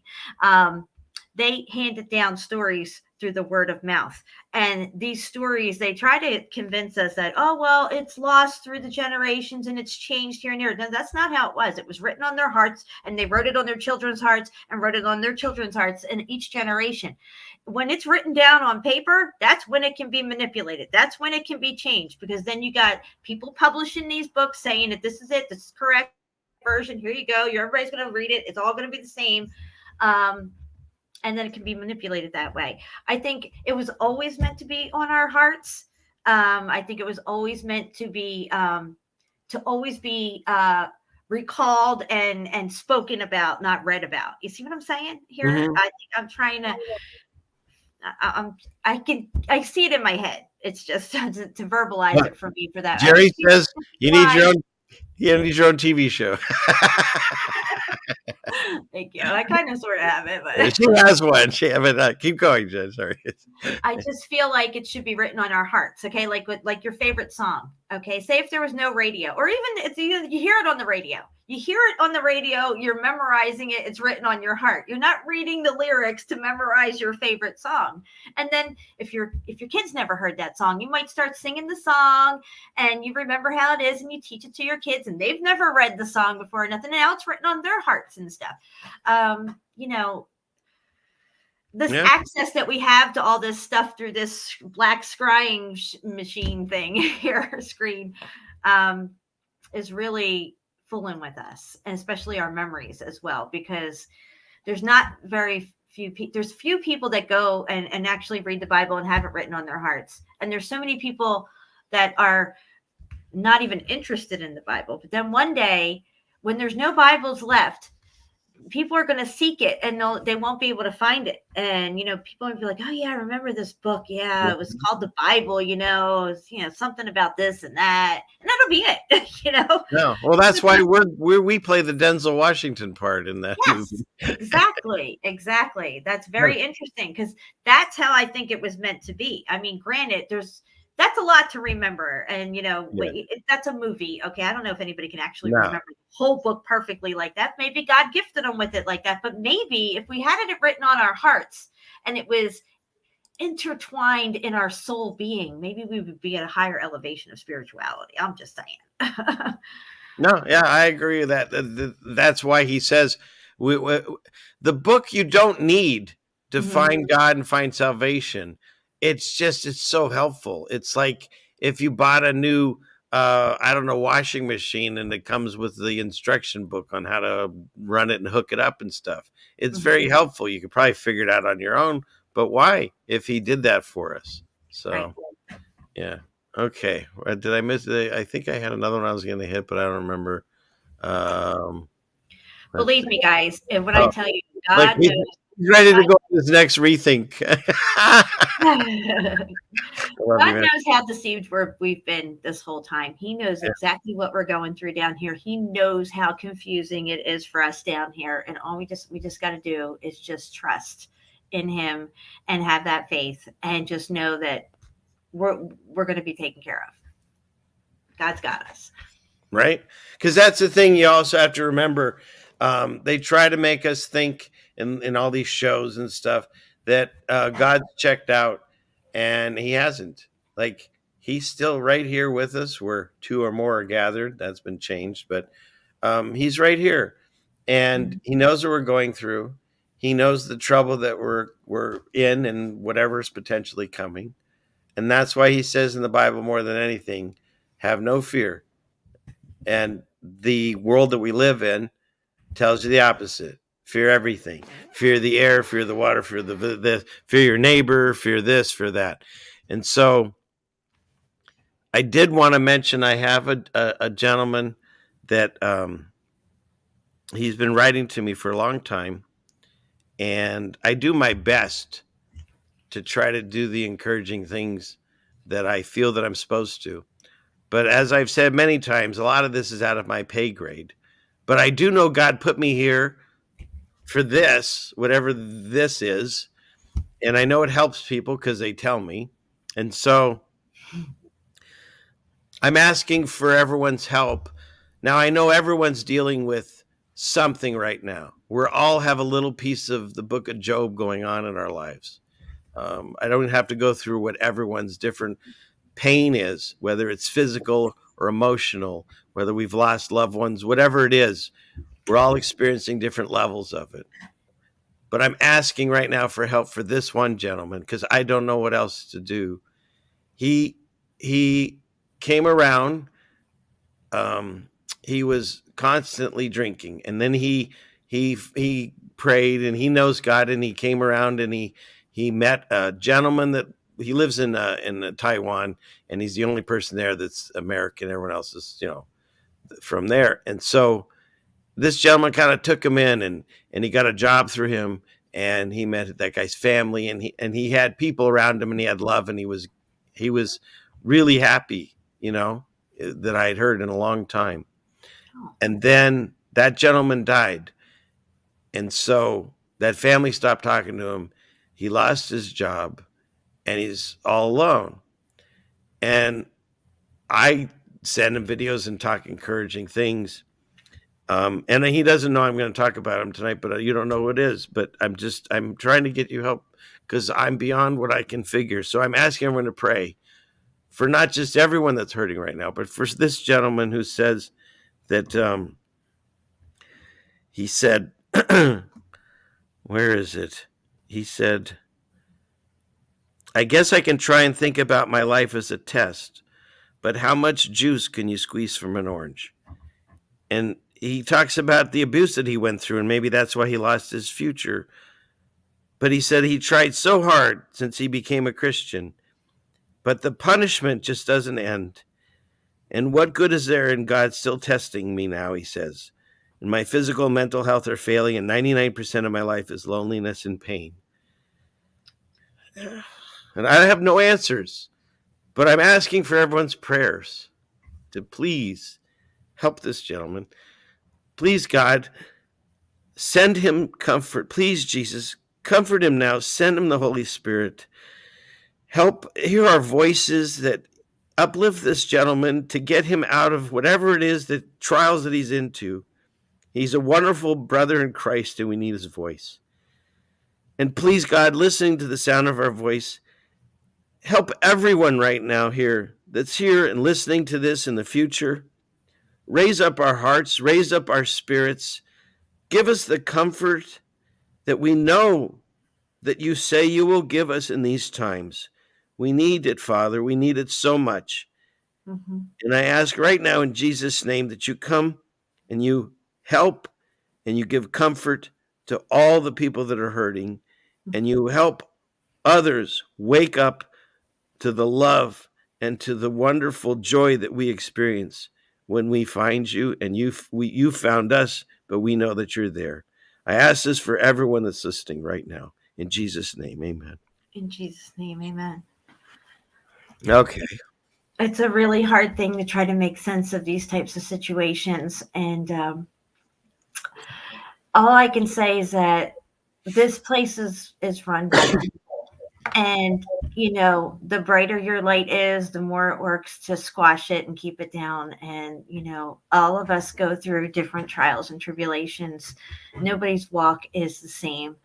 And you just have to keep that faith, because as horrible as it sounds, the more you suffer here, the more your blessings will be when you get to heaven. And I know that's hard for people to understand, but it's really the truth of the matter.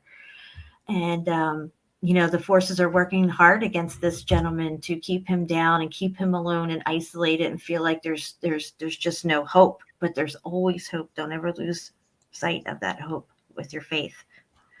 Thank you. Yeah. Thank you, Jen. So, okay. All right. Oh, and people want to be you when they grow up. I love it. No, I haven't grown up. No one says that about me.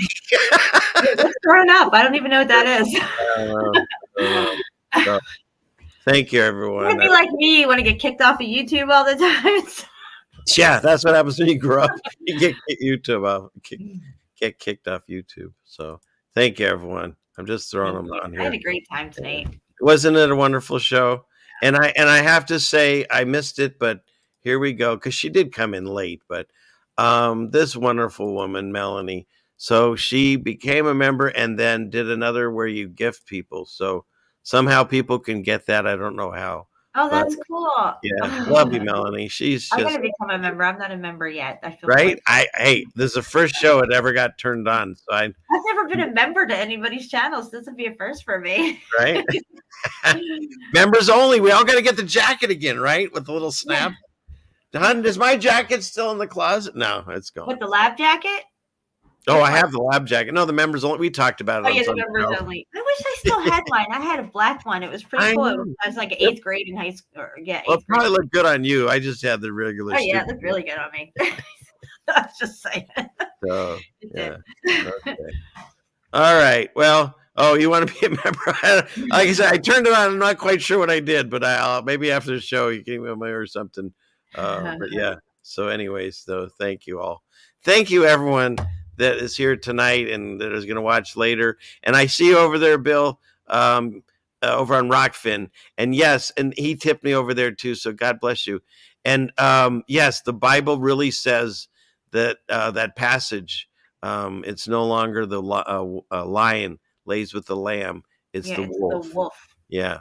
And if you look on my channel, there's a video I have called "The Bible Changes Me You Must See," and I cover that in there. So yeah, and if you look up lion and lamb tattoos, you will see that everybody's got lion and lamb tattoos with the passage. So that's pretty interesting, right?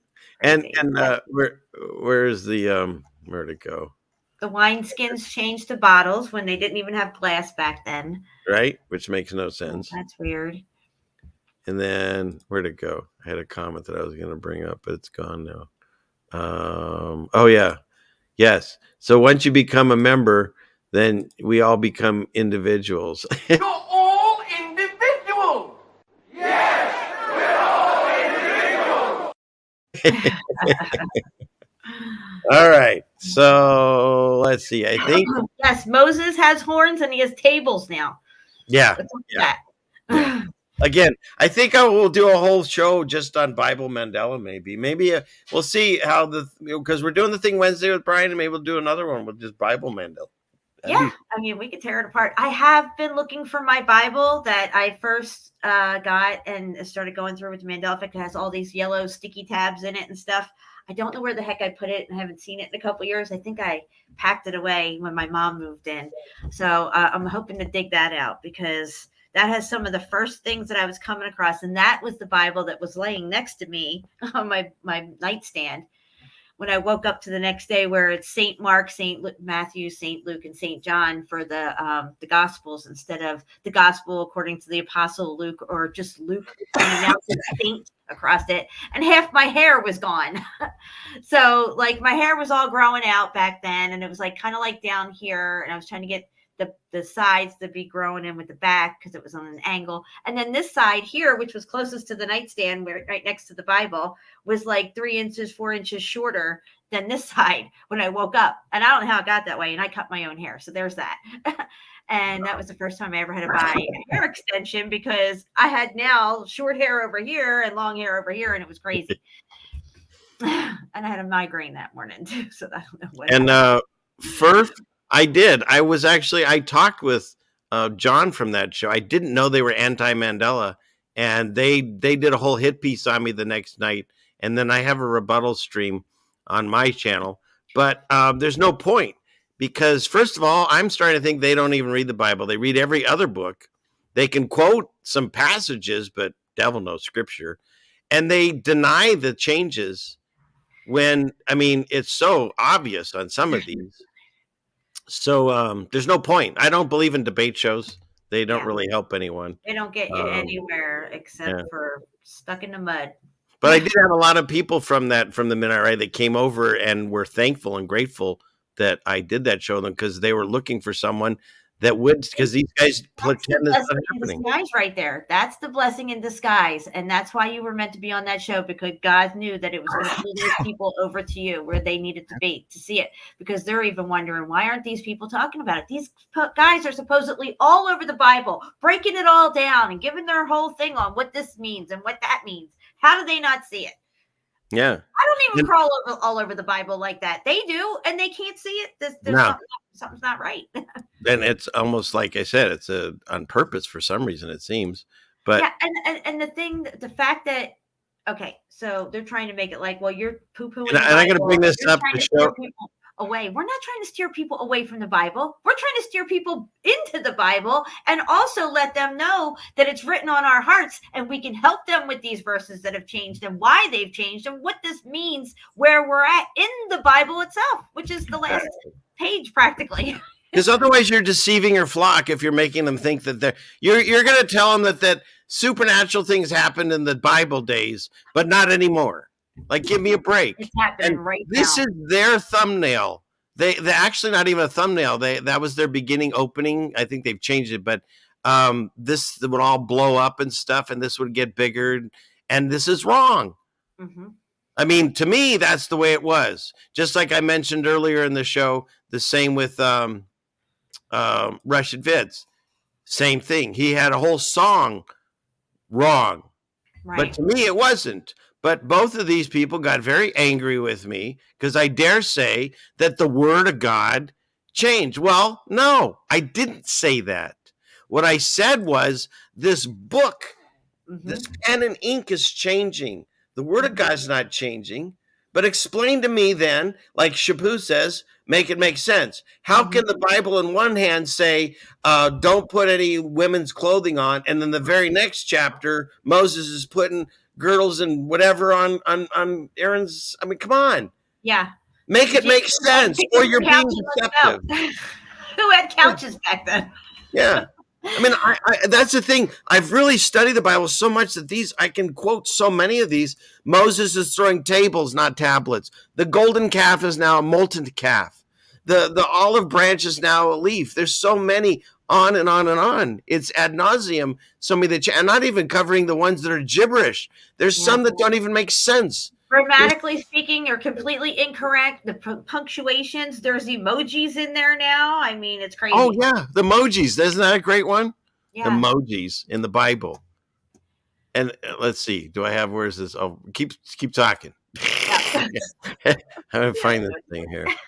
I thought we were done, but now you've stirred me up. I think that that us having these verses written on our heart, or at least being able to show people who may be new to the Bible, or maybe see the changes and don't understand why their pastors aren't talking about it. I think people like us have been called out at this time to recognize this end times effect, if you will, that's taking place, so we can help people through it, so that there isn't such a famine in the land for the word of God, because it is getting confounded right now, just like the Tower of Babel. It's being confounded, and it's being allowed to happen. And we know why that's happening, because it's a sign of the times that we're in. Oh, we know what that place is. That's this is where the Pope speaks. That's his audience hall in the Vatican. Guys. And this is what it looks like inside. Yeah, no bueno. No coincidence there. Just happens to look like a snake in the mouth. And this is the statue behind him. This is supposed to be Jesus rising from the ashes. Okay? Yeah, no bueno. Makes sense. And this actually, if you look at it in a different view, this looks like a reptile head up there. That's really awesome. If you mirror it, somebody mirrored it, and it's like back to back or side to side, and it's very interesting looking. Looks like that. And then let's see, where is it? See, Nimrod's everywhere, but yeah. So in this, I have, well, I can play a little bit here. So it's like gradually, key words will be replaced with new words having various shades of meaning. Then the meaning attached to the new word can be close to the old word, and as time goes on, other shades of meaning of that word can be emphasized. And what's interesting too is when this changes to wolf, it's not the lion laying with the lamb or the wolf. It's the wolf dwelling. He dwells with the lamb. Let's see, where is it? Well, I don't think they have it in any of these memes, but yeah, you get the idea. And he doesn't lie with the lamb. He dwells with the lamb, meaning the wolf is living in your house. Okay, he's dwelling with you. This is no longer in the Bible. It's now all muffed up. Oh, and doesn't judgment have the E taken out on judgment? Yeah, judgment is not there anymore. Yeah, like Judgment Day. Yeah. So now it's judge not that ye be not judged, which is interesting because I forgot I had this one. Let's see. Judge not lest ye be judged. Judge not unless you are judged. Not judge not that you also will be not judged. It's so hard to even say that new way. Yeah. It's their all inclusiveness. Don't judge. Be inclusive. And then explain this. So we were watching this the other day. Throws it onto the path. And all of a sudden, when the hillbilly frowns, he says the line wrong. It says, "Judge not, lest ye be judged." Someone should get fired over this, right? That was someone's getting fired, is what that was. Oh, baby. I like it. Right? Yeah. Yeah. Explain it to me, or I'll explain it to you, as Shapu says, right? But so judge not lest you be judged. So if somebody comes up and judges me for, I don't know, whatever, then I'd be like, well, let the one in glass houses throw the first stone. You know what I mean? Okay, so then what was I going to show on this one? But what that guy was describing in that little thing that you were saying, how they were changing words and stuff, that to me was reflecting over time with all the new versions and standards and stuff. Correct. It was not actually these things that are changing now. Of course, that could be used, which it was in the beginning, as a fall guy for what was happening. Oh, you just got the wrong translation. It's actually this, that, and the other thing. Remember, we had to go through a whole year of that mess till we finally could convince people that, no, it doesn't matter which version you got. They're all changing. And so I did add this in here because it's an interesting audio clip where he discusses how the one world government and religion will come in and they have to break down the old ones. And so that's why I included the clip. But as you say, this is a supernatural change that you can't explain. Because when I originally did this video several years ago, I was using only clips from online because I didn't have an old Bible. But since then, I've redone it and added, because I have this Bible now sitting next to me. And the changes in it are fantastic because there's passages that show it both the old and the new way. Yes. Now that right there, God made sure you got that. Right? Didn't he? And sure you got that, because that's epic having it both ways in 3 different ways in one book. Yeah. And so like this one on this picture, it says, where is it? This one is in earth. Whoops. Our heart in heaven. Where is it? Our Father who art in heaven. Where is it? Oh, yeah, here, in earth. See, so that one has changed, but this still says trespasses. Whereas, and this is all in the same book, this page, and I could show these on camera, but for right now, this page, which is right on the same Bible, it still says trespasses, but on the top here it says on earth. So this is the way I remember it. But then on the opposite page where they actually have the scripture, it's changed to debts instead of trespasses. And it has in earth. Where is it? Yeah, I've said the Lord's Prayer and all this, Catholic school and everything. It's written on my heart. It never said in earth. It was on earth as it is in heaven. It's always been that. And nobody will convince me otherwise because it's written on my heart. Right? And it makes sense. Okay. That makes no sense. Yeah. Look at this one says in right here. Yeah. And then the other was, I also thought this was interesting when you read this line. So let's just pretend for a moment that it never said trespasses here, which is really the only reason I even kind of knew that, this passage. But in any case, he says on line 12, forgive our debts as we forgive our debtors. And then on line 14, he says, for if you forgive men their trespasses, he should say debt, right? Because he's referencing this line. See, it doesn't even change here. And here's again trespasses and trespasses. So why did this change to debts? Makes no sense in context. I don't know if anybody remembers this, but when I was a little girl, when I first learned it, it was forgive us of our sins as we forgive those who sinned against us. I think my grandma even used to say it that way. I remember that verse when I was younger, which makes sense. You're asking God to forgive you of your sins.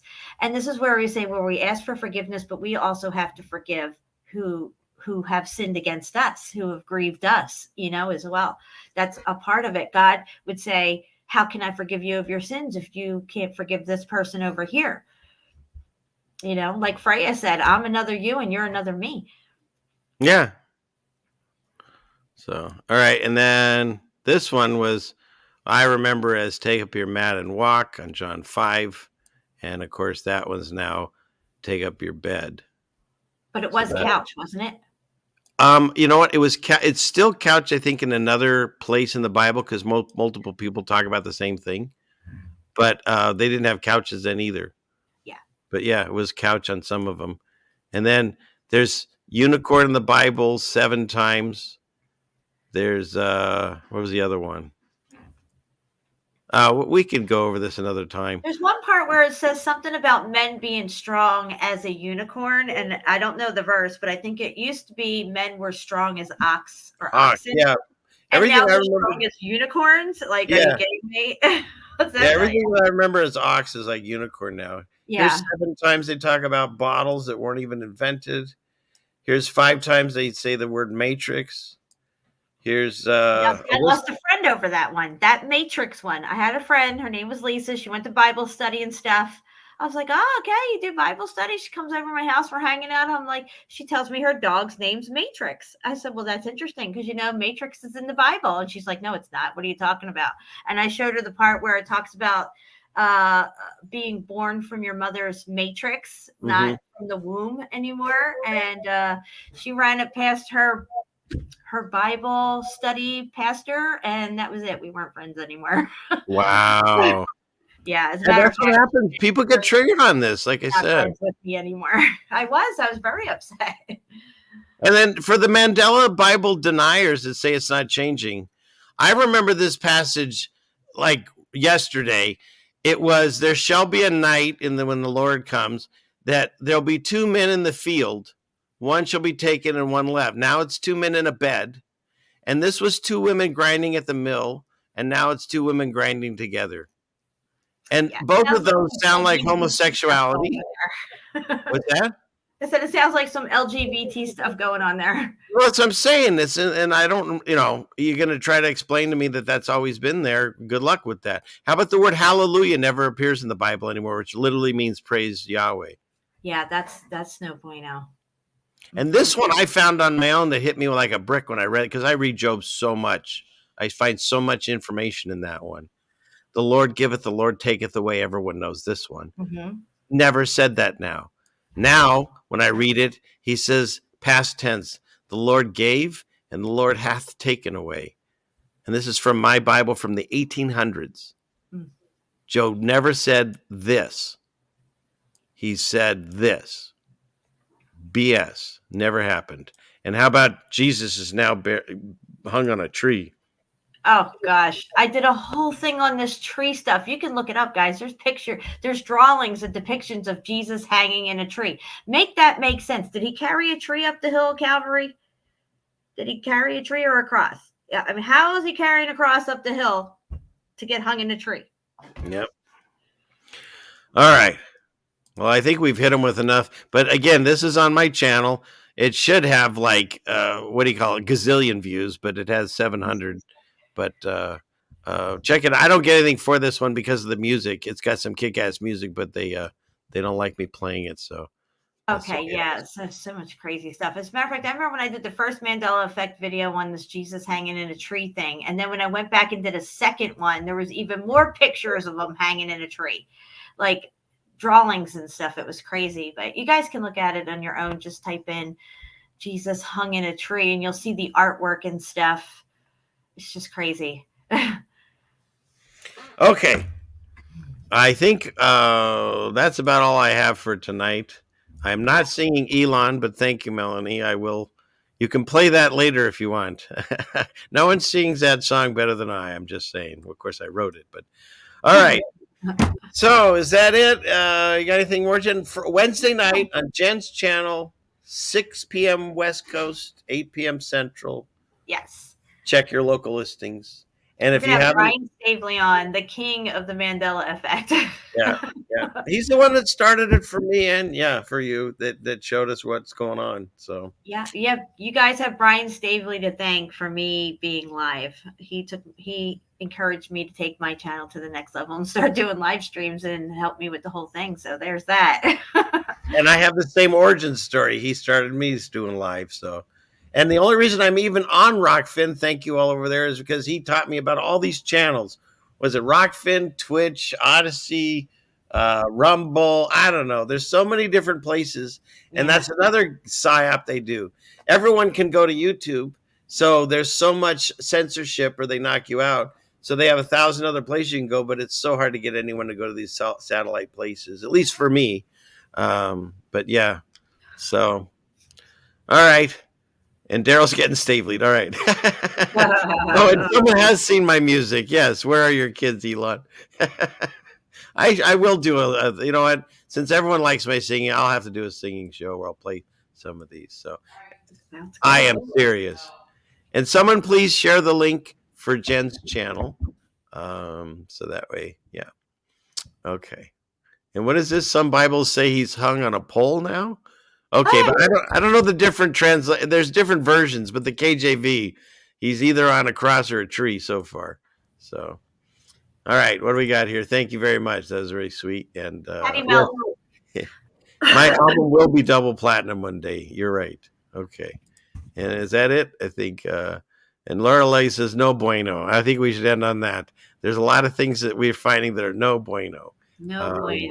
But just remember that God is with us. He hasn't checked out. This is all part of the plan. Even if your life is in upheaval right now, just pray through it.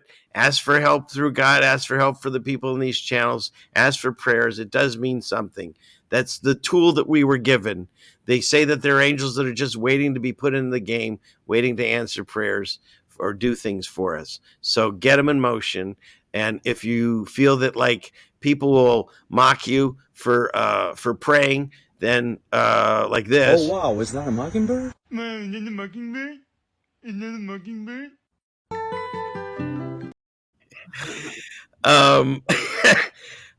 Just know that you can do it in private.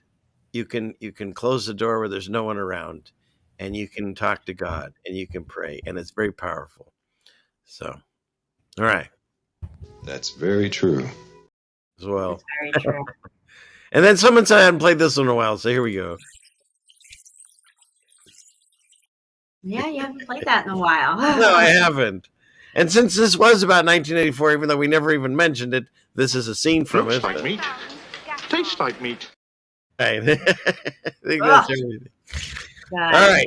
I think that's everything. Put a fork in us. We're done. Yep. Guys, let it not be said that we stood by and did nothing. Absolutely. I want to thank you again, Jen, for being here with me. It's always a pleasure. I look forward to the stream on Wednesday. And God willing, we'll do this again here, everyone, next Friday for sure. And until then, may God be with you and bring you peace and joy. Love All you right. guys. Thank Okay. you. With that, you get this. Class is dismissed. And where's my song? I lost it. What about this? I don't know why you always have to be judging me. Because I only believe in science.